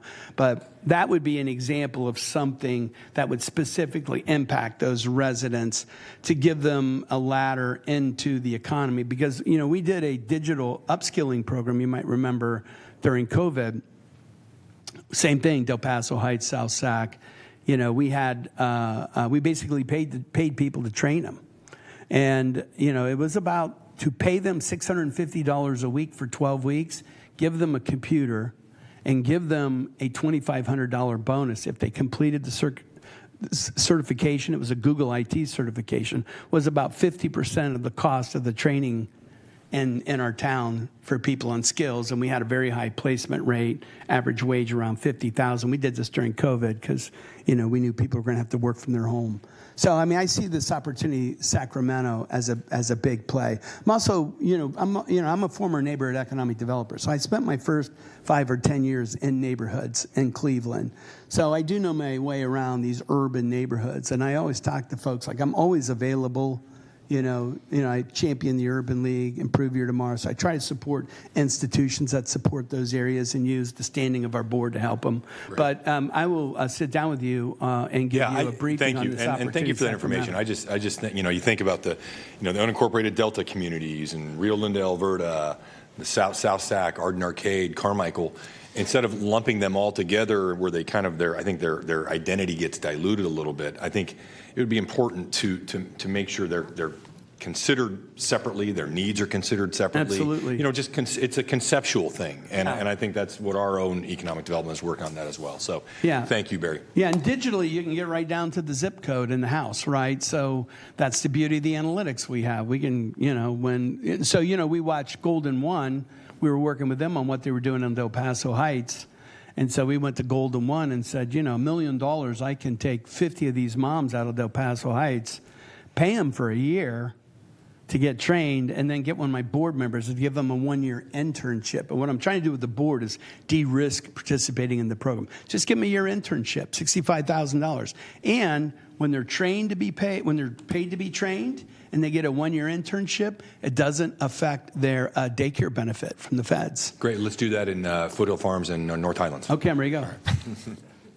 Vice Chair Rodriguez. Thank you, Barry, for all the work that you do. You know, I constantly remind people that us as policymakers, the issues that we deal with really are when we look at, impacting and improving homelessness and improving roads, it really is about economic development because we want to attract great businesses to our area. So with that said, when you are out courting different types of organizations or industries, when they don't choose Sacramento region, what are some of the reasons? It's usually cost. California is an expensive state to do business. And even though our cost of lifestyle is manageable, like Reno's not inexpensive, right? So Reno's, the cost of housing in Reno has exploded. It's probably even higher than Sacramento. We probably have a housing advantage over Reno. We have a talent advantage over Reno. As a matter of fact, Elk Grove was between us and Reno on that big semi-truck deal that Musk did at Tesla, and I still think we have a shot at that. It's like 6,500 engineers. It was between Elk Grove and Reno. We spent 8 hours with Tesla. It was almost impossible to get Tesla to believe that we had a better financial advantage over Reno because they just had the California cost model so trapped in their mind. But the cost of labor and the cost of housing quickly overruns the cost of government. But, the regulatory environment's tough on these guys. So like battery deals, we got a bunch of battery deals here. Once they get in the ground, they go through the hurdles. It's just so much more affordable for them to be somewhere else, which is why a lot of the beauty of something like an Orco Bio is it's pre-revenue. It's $500 million in venture money, and these guys need scientists to solve their problems. So the science community in Sacramento is very high. They got a turnkey real estate experience in Sacramento County. So their cost model was different. So I think one of the things like the governor's recent effort to modify CEQA for advanced manufacturing, those kind of things are going to be really helpful to us in the future. But it's almost always cost. It's usually never anything else. They're pretty excited about the town. Yeah, there's definitely a correlation between the affordability of an area and attracting businesses that have great paying jobs. And so I support that. Okay, a question about office spaces and big box stores that are vacant. At one point we looked at the potential of creating some residential housing and then realized that it was too expensive to make the changes. Is the industry looking at anything to fill some of these? Because there are some areas within our county that have a higher vacancy rate in office space. Yeah, I think first off, like high-end Class A office is going to come back. So if you have high-end space or unique space, like 400 Capitol Mall would be, a building people are familiar with, that's probably going to come back 550, right? If you have B space, like that's the challenge for Rancho, right? So Rancho's got a ton of B space. We were able to get Solidigm to buy an office and spend $250 million converting it, into a lab because of Rancho's work and SMUD's work. So I think one of the things that has to happen is there's going to have to be a different public incentive policy for the retrofitting of these office buildings for us to put them back in play. Because I think ultimately they can become housing, and the housing value is very high to us as a community, but you're going to need to de-risk this. So I'm from the Midwest, you might know. So, I oversaw Toledo, Ohio's downtown. I always like to say I had all the great jobs. But we converted all those empty spaces because we had big federal and state tax incentives to help developers go in and buy empty spaces and put them back into use. And I think we're going to need a different state policy to bring those offices back. What about those big box stores? I drive home and I see Beck's. Beck's is going out of business. That is a huge space. But there's also been big box stores within shopping malls that have not been filled. Any idea of what the plan is for the future with some of these locations? Well, historically, those got converted to office, so that's the challenge. A big box store converted to a back office employment center was historically how those got reused. But I don't really, the only thing I could say is if they have unique power. So power is becoming so important, like where PG&E is becoming competitive here, because they have power. So having power versus not having power. So I think if some of those box stores have unique, and by the way, the follow-up to the Newmark proposal is the Brattle Group's going to come in after that and really micro-assess what is the power infrastructure of SMUD, PG&E, and Roseville in this town, and how do you get 5, 10, 15, 25 megawatts to a spot? So I think there could be a power solution in those box stores. Mm-hmm. What is the plan for the old Macy's? Or do you know? Or Well, can they you have tell? a really wealthy tribe. Oh, hey, it happened. No, I think obviously they're on our board. Mm-hmm. So Shingle Springs is on our board. I think it can be a really spectacular, I'd like to see it almost like a 5-star convention hotel. So that's what we've been encouraging them to think about. And so in a project like that, that's not business location, but we'll consult on it. Mm-hmm. And we may source a hotel developer to partner with them, and we may source money for them. So that's an example where GSEC will have a service on that, but not like you would traditionally landing in Orca Bio. Got it. Just a couple more questions. What industry are we courting right now that we don't have in the region? Or is there an industry? Well, I would say, I think if you think about materials and engineering, I think we have a footprint in the battery and storage sector. LECAP, a great example, a Sacramento County company that might be the most admired company in the world when we're done. But that's why the mobility center was so, we've been having a hard time getting. So we have to create a value proposition, but I do think battery storage and battery technology can be a big industry here. We obviously want to scale semiconductor. I think that could double and triple in size in the next 10 years. And then, what is the relationship between food and ag and human health science? Mm-hmm. And that's sort of still gray, but we're involved in a lot of strategies on that with UCANR, which has a project called The Plant in the market. That's pretty exciting. Well, I thank you for all the work that you do. I'm really excited that I will be working with our economic development team, who I know works with you guys, but to really look at 2 areas in District 4 that the community is really hungry for some changes and some improvements. And it is exciting to work with them. We're going to start off with a business walk and then meet with the communities about what we can do to enhance some of these areas. So anyways, thank you for all the work you do. Thanks. Supervisor Hume. Thank you, Chair. First of all, Barry, kudos for being named #1 economic development organization in the world. Belated congratulations to your mom for forming that council. Barry's the best economic developer in the world, according to Barry's mom. Yeah. It's interesting. I share your praise for Crystal and her shop. I share your praise for our Department of Airports. As you know, we're undergoing a culture change here at the organization. We want to be the best place to do business within Sacramento County, as Sacramento County. But it is a regional effort, and there's a lot about this region, and you hit the nail on the head that we're trying to keep people from going over the Sierra Nevadas. Yeah. Right? Wherever they land, as long as they stay here, Right. That's a good thing. And really, we are becoming, I think, a more and more promising welcome mat for this region, for folks who maybe the corporate office is still down in San Francisco, but their workers get a better life up here in the valley. You are in charge of determining which lure to put on the end of the line.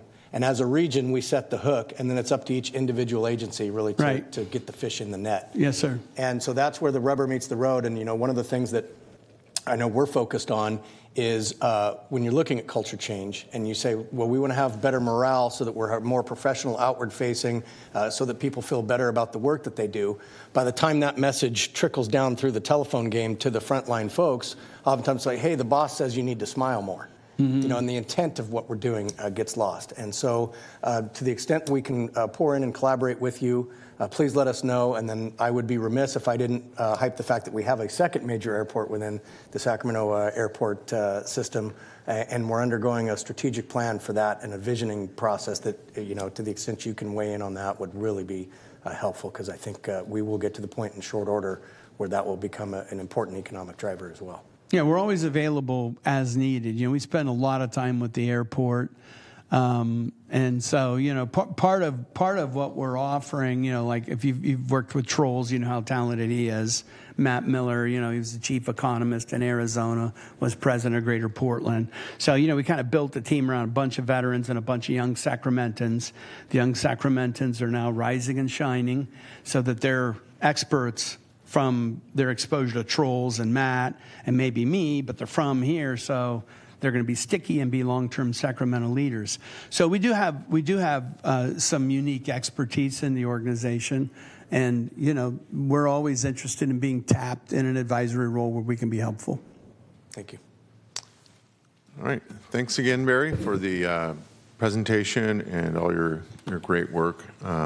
Look forward to seeing you back maybe in a year's time, if not sooner, to hear about even more fruit of your labor and that of your staff and the partnership that we enjoy through our Economic Development Department. Yeah, thank you. Thank you. Madam Clerk, do I have anyone signed up to speak on this matter? We do not, Chair. All right, very good. Then I believe, Madam Clerk, we are going to go back to our timed items, starting with item 59. That is correct. Okay.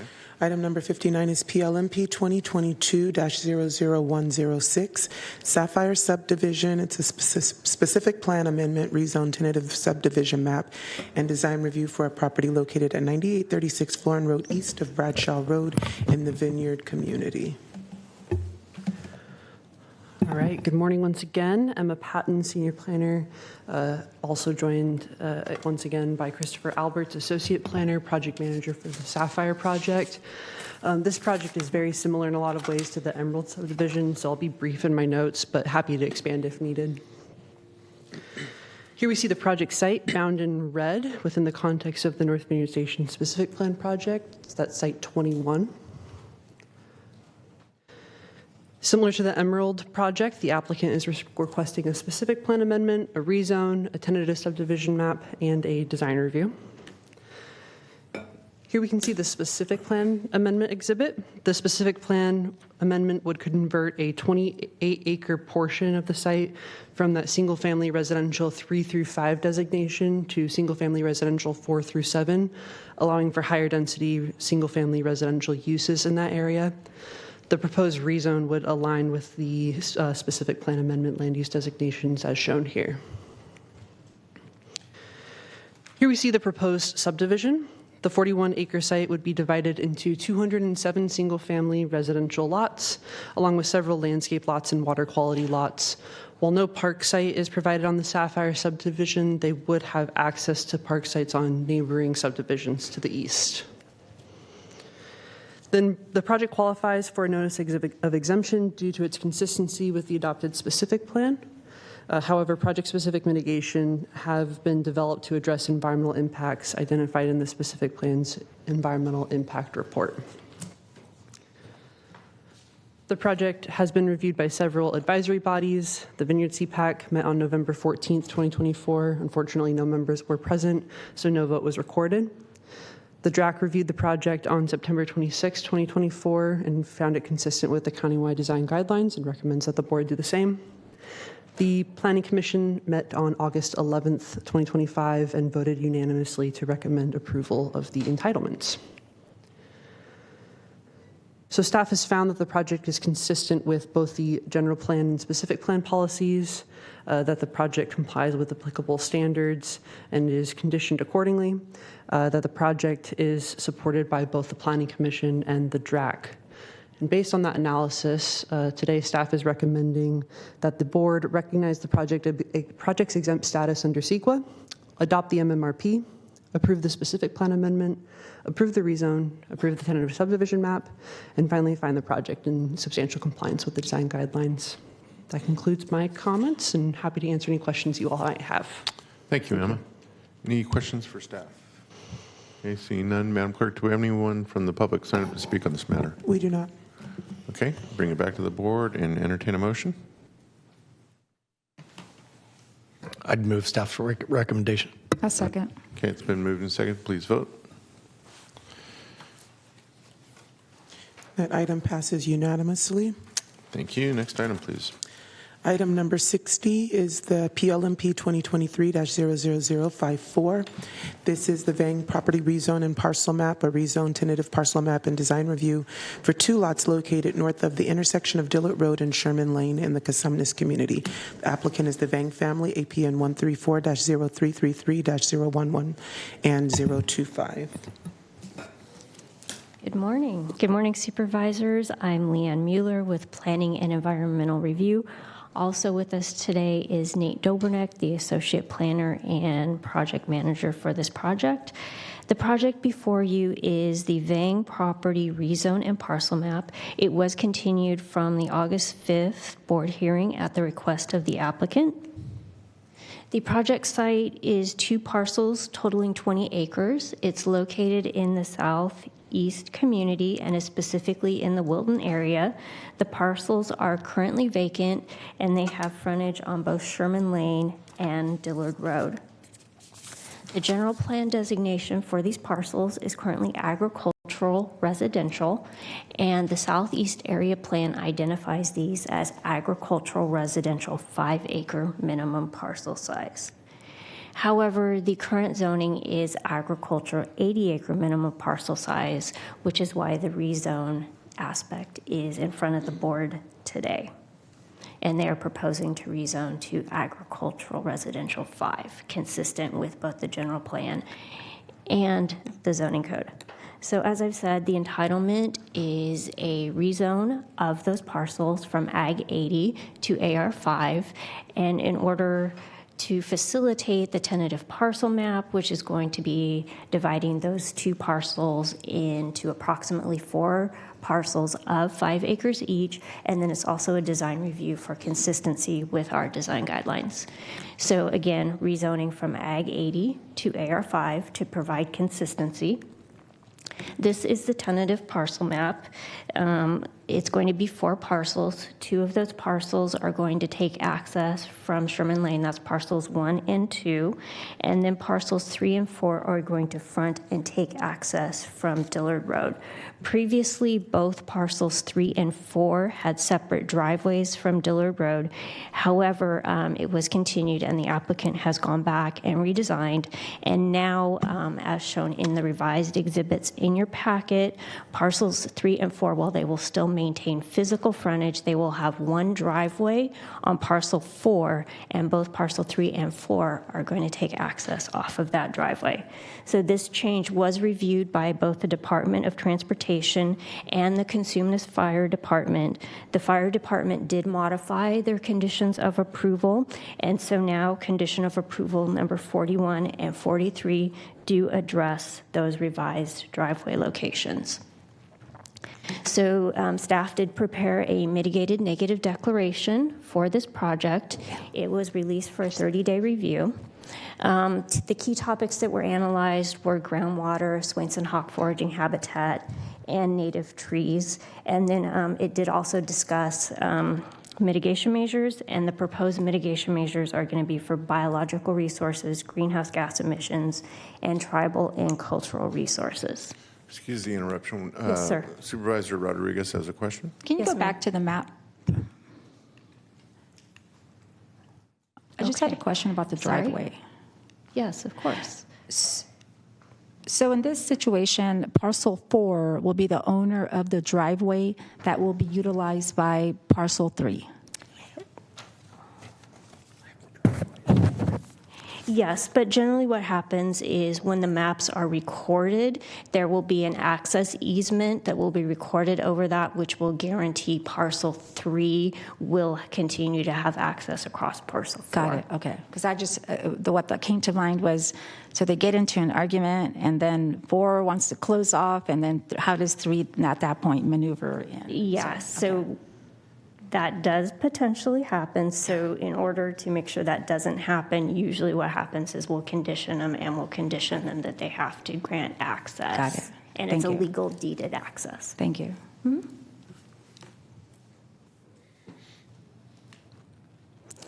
Okay, so this project was also reviewed by several advisory committees. It was reviewed by the Agricultural Advisory Committee. They recommended approval. The Design Review Advisory Committee did look at the lotting layout, and they recommended that the board find it in substantial compliance with the design guidelines. It went to the Consumnes CPAC. There was not a quorum, so no vote was taken, but the item was discussed. And then it went to our Planning Commission, and they also recommended that the board approve this project. So again, the items before you are a rezone from the Ag 80 to the AR 5 so that it is consistent with the general plan and community plan. This facilitates the land division, which the applicant is proposing to divide that 20 acres into the 4 acres of approximately 5 acres each. This is consistent with the surrounding land uses in the area. And then we do have a CEQA document, and with the implementation of the mitigation measures, there are no significant environmental concerns. When the revised driveway location was proposed, the CEQA document was looked at again, and it is still consistent as it was written by staff. Therefore, Planning and Environmental Review staff is recommending that the board find that the project is consistent with the Environmental Quality Act and the guidelines, and that you adopt the mitigative negative declaration, that you approve the rezone of that 20 acres from Ag 80 to AR 5, that you approve the tentative parcel map to divide it into 4 parcels of approximately 5 acres each. You find that it is in substantial compliance with the design guidelines, and adopt the mitigation monitoring and reporting program. I can answer any questions you may have, and then the applicant and the property owner are also here if you have any questions of them. Okay, very good. Thank you. Does the applicant or their representative wish to address the board? Good morning, Church Sermon, members of the board. Brian Holloway, Holloway Land Company, representing the Vang family. First thing I'd like to do is thank our planner, Mr. Dobrnek, for ushering us through the process. I really appreciate all of his help. We have read the staff report, and we have agreed with all the conditions of approval and are here for your questions. I do have a map that shows in green the driveways, and the green portion is actually the portion that the fire department wants to have paved. And then as you get closer to the house, as long as you're within 150 feet, they can use gravel for the driveway, which is pretty typical for what we have out here in this neighborhood. Any questions? Questions from Mr. Holloway? Seeing Thank you none? very much. All right. Thank you. Madam Clerk, do we have any members of the public that wish to address the board on this matter? We do not, Chair. All right, very good. Moving back to the board, I see Supervisor Hume is in the queue. Thank you, Chair. I just want to thank the applicant and the applicant's representative for being proactive and pulling this for greater discussion based off of comments that I made last time it was on the agenda. This is better because it does combine those 2 driveways into one, but it's not technically what I was asking for. And so I don't know if we need to have some sort of policy in place or something to that effect. But for me, I think it makes better planning sense that where a parcel fronts a major thoroughfare or arterial and then a minor collector, all driveways should come off that minor collector. And so in reality, the easement should have run straight down the middle of parcels 1 and 2 to serve parcels 3 and 4. So as we do these types of lot splits in the future, I would like us to kind of keep that in the back of the mind so that the planner and the applicant doesn't get all the way to this point and then be asked to make engineering changes and incur extra expense. Did you have something you wanted to add? Oh, I don't know what you... Did you want to say anything else? I was just putting Okay. Okay, yeah. No, I mean, this is better than it was, but it's still not quite what I was asking for, but I do appreciate that. And then the other thing that I would just like to put on my colleagues' radar is that we have a prohibition on AR2 in our general plan, except for one place in the county, and that's west of Galt. And I have a lot of property owners who are adjacent, as this parcel is, if you saw the zoning exhibit right across Dillard Road, AR2 designation. And a lot of people coming forward wanting to go to a 2-acre designation, either to keep the property in their family, they have children that want to move back to the area and they're trying to do their estate planning or whatever else, and or they just see like, hey, you know, it's literally right across the street from us, and we prohibit in our general plan. So I would like to think at some point in the future we may look at coming back and revisiting that. We can put conditions that it has to be within proximity of other AR2 parcels, that the originating parcel can't be of a larger size or whatever. But for me, an AR5 is a very land-intensive use that doesn't necessarily get the end user any more of a desirable parcel than what an AR2 designation would be. I know that it was contentious when this was put into the general plan. It would probably have to be a fairly targeted amendment, if we were to pursue that. But I'm just saying this is something that is definitely bubbling up. And I think from a compactness of land use standpoint, you get sort of what the market is demanding with a more efficient solution with an AR2 in certain circumstances. And so if there's a willingness to explore that, I'd like to maybe come back and look at that. But that has nothing to do with today's ask, and so I would go ahead and move staff's recommendation. A second. Okay, we have a motion and a second. Please vote. That item does pass unanimously. All right, very good. And for our next item, I understand you need to, Madam Clerk, you need to swear in That anyone is who correct. wishes to address the board. Yes, so I will read the item in the record and then ask those that would like to address the board about item number 61 will administer the oath. So item number 61 is PLMP 2024-00062. It is 4600 Auburn Boulevard rezone. It's a general plan amendment, community plan amendment and rezone for a property located at 4600 Auburn Boulevard. It's approximately 208 feet northeast of the intersection of Pasadena Avenue and Auburn Boulevard in the Foothill Farms community. The applicant is Tower Development Corp. APN 2400062-034. This item was continued by this board from the meeting of August the 20th, 2025. So at this time, I would ask anyone in the audience, if you wish to address the board about item number 61, if you could please stand to be sworn.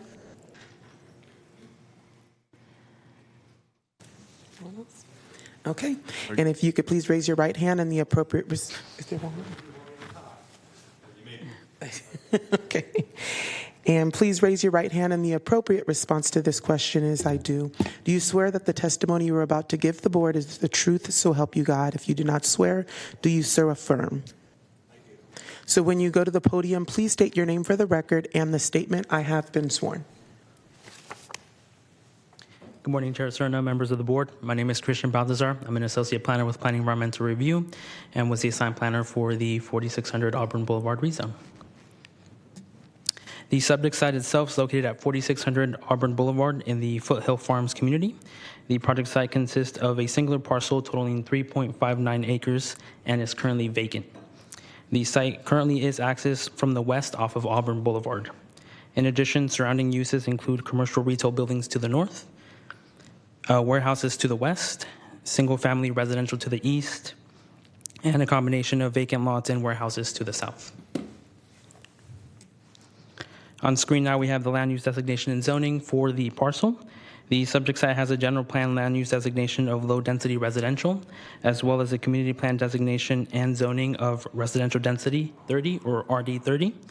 And the site itself is surrounded by general commercial in all directions, with exception to the east, which has properties zoned RD10. In 2005, a pre-application meeting occurred for this site to discuss the feasibility of a multifamily project.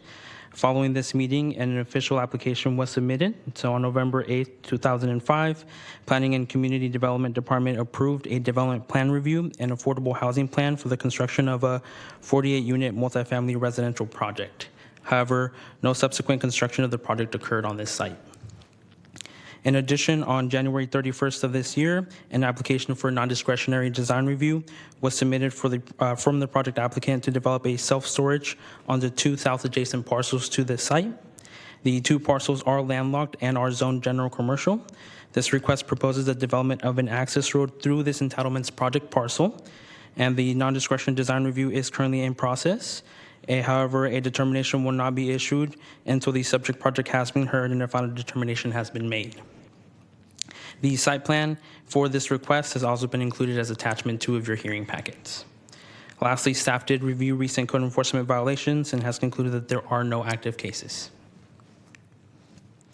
The entitlement request is a general plan amendment to change the existing low-density residential land use designation to the proposed commercial office land use designation, a community plan amendment to change the existing RD30 land use designation to general commercial or GC, and a rezone similarly to change that RD30 zoning district to GC.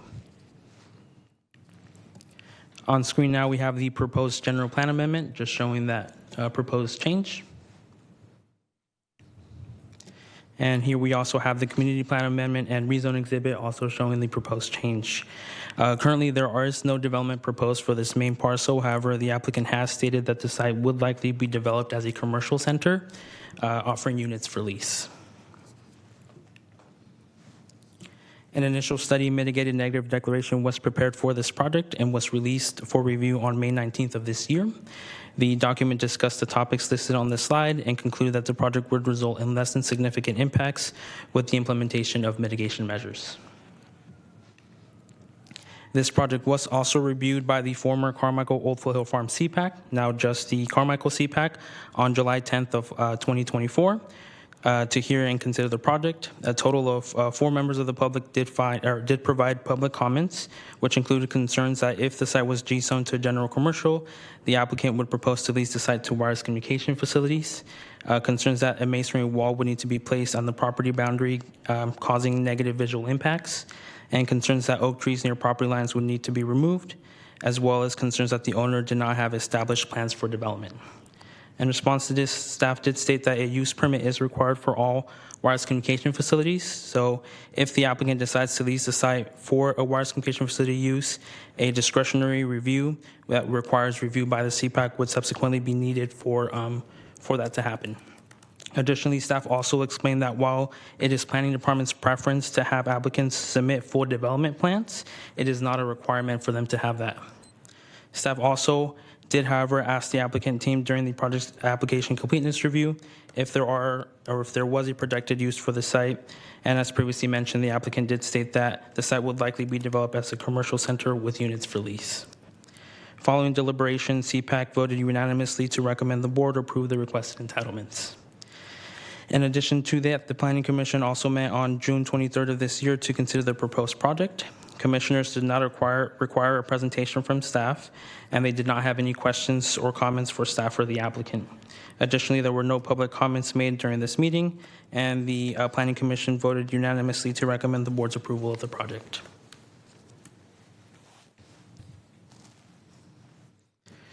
Following staff's review, it was determined that the proposed project is consistent with the general plan, the community plan, and the zoning code as conditioned.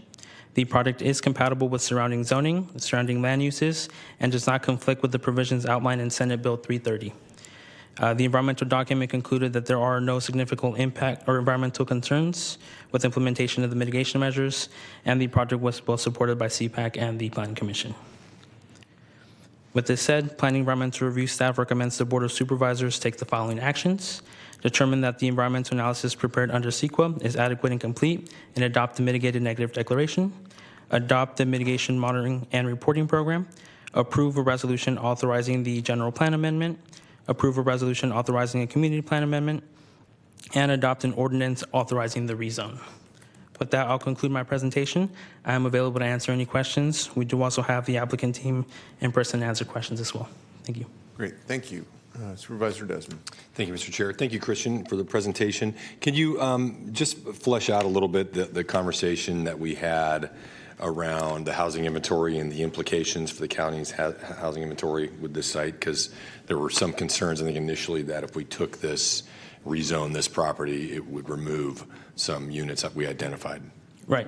As initially mentioned, there is no set plans for development for this site just yet. So staff took two approaches. First, which is although the site is being requested to be rezoned from RD30, which allows 30 dwelling units per acre, the general commercial zoning district does also allow for higher density development of multifamily projects with a minimum of 20 dwelling units per acre up to 30 dwelling units per acre.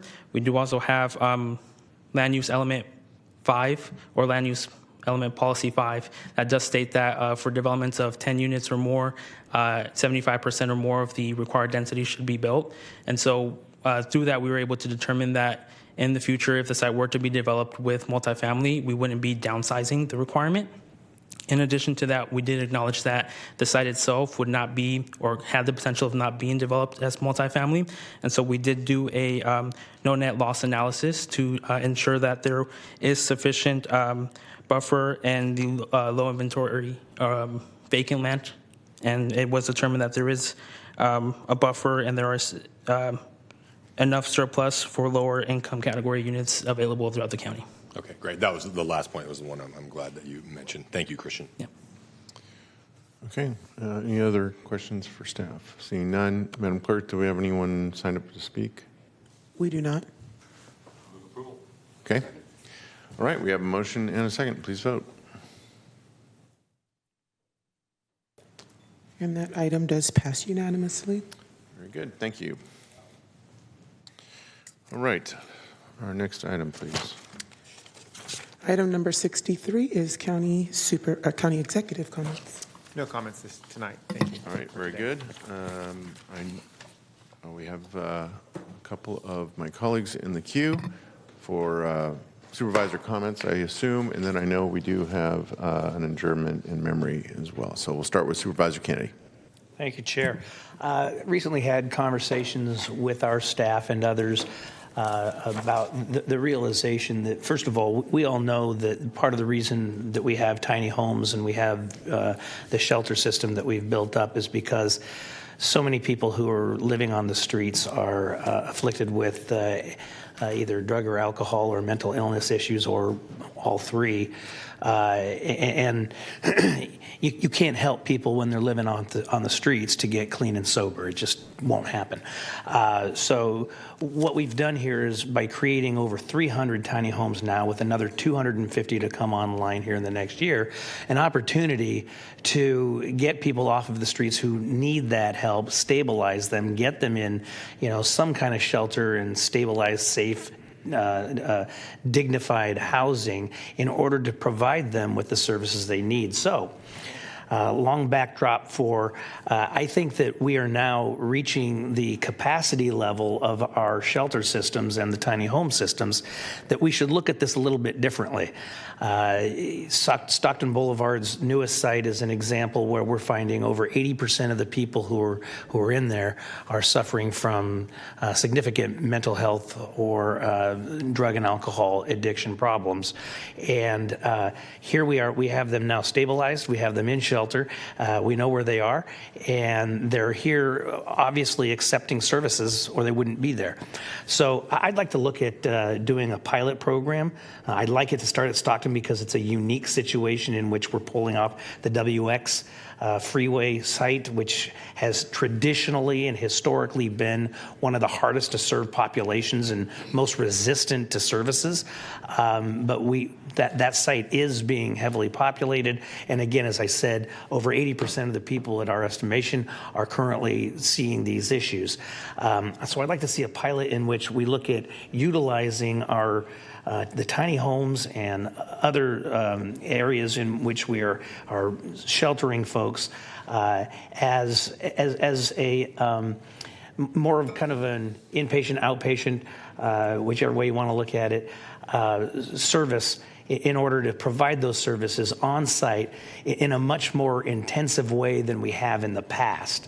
And take advantage of the fact that these are people who need help and are in a place where we can provide that help. So it would be a shift to really focusing, and I think if we do a pilot first, working with the state, we might be able to find some resources, because I think that something like this would be unique and something that other areas in the country would look at as a model. So I just wanted to give that direction to County Executive.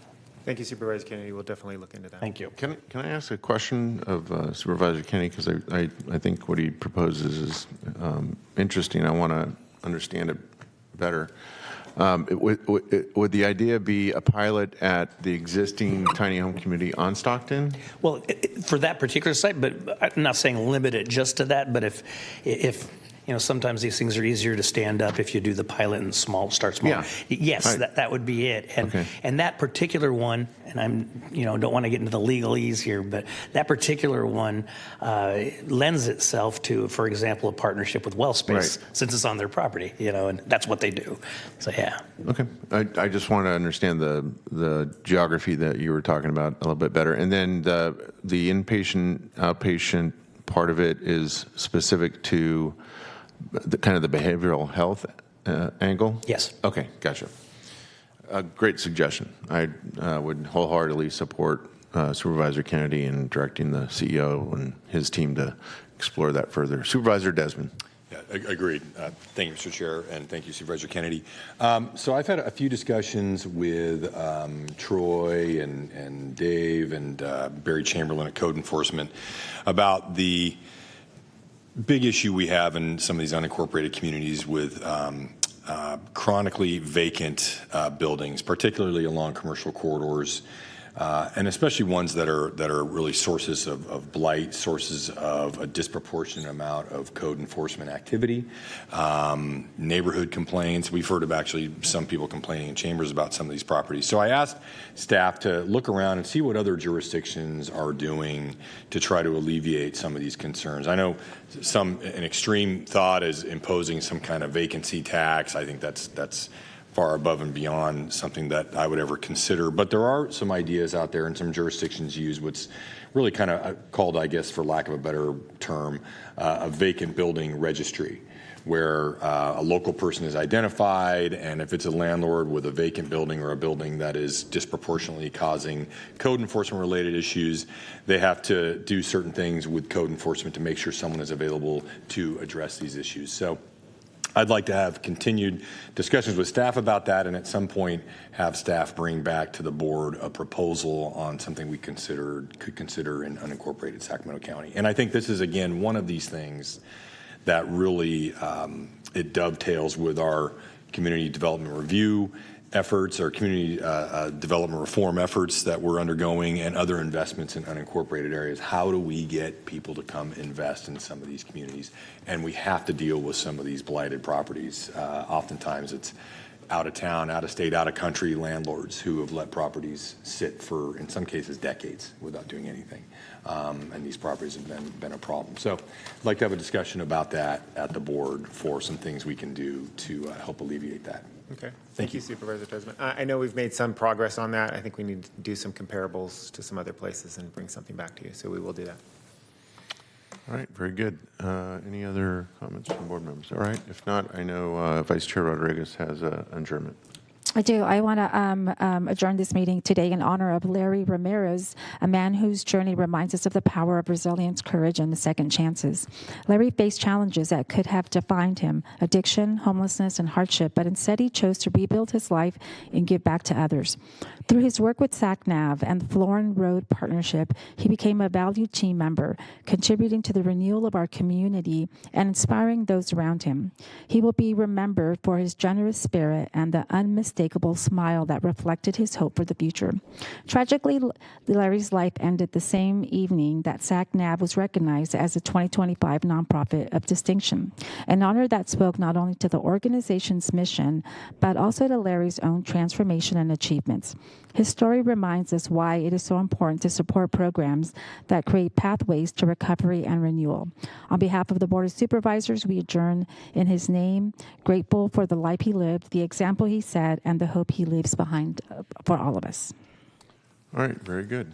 Do you have the name again? Oh, Larry Ramirez. So we will adjourn in memory of Larry Ramirez. Thank you.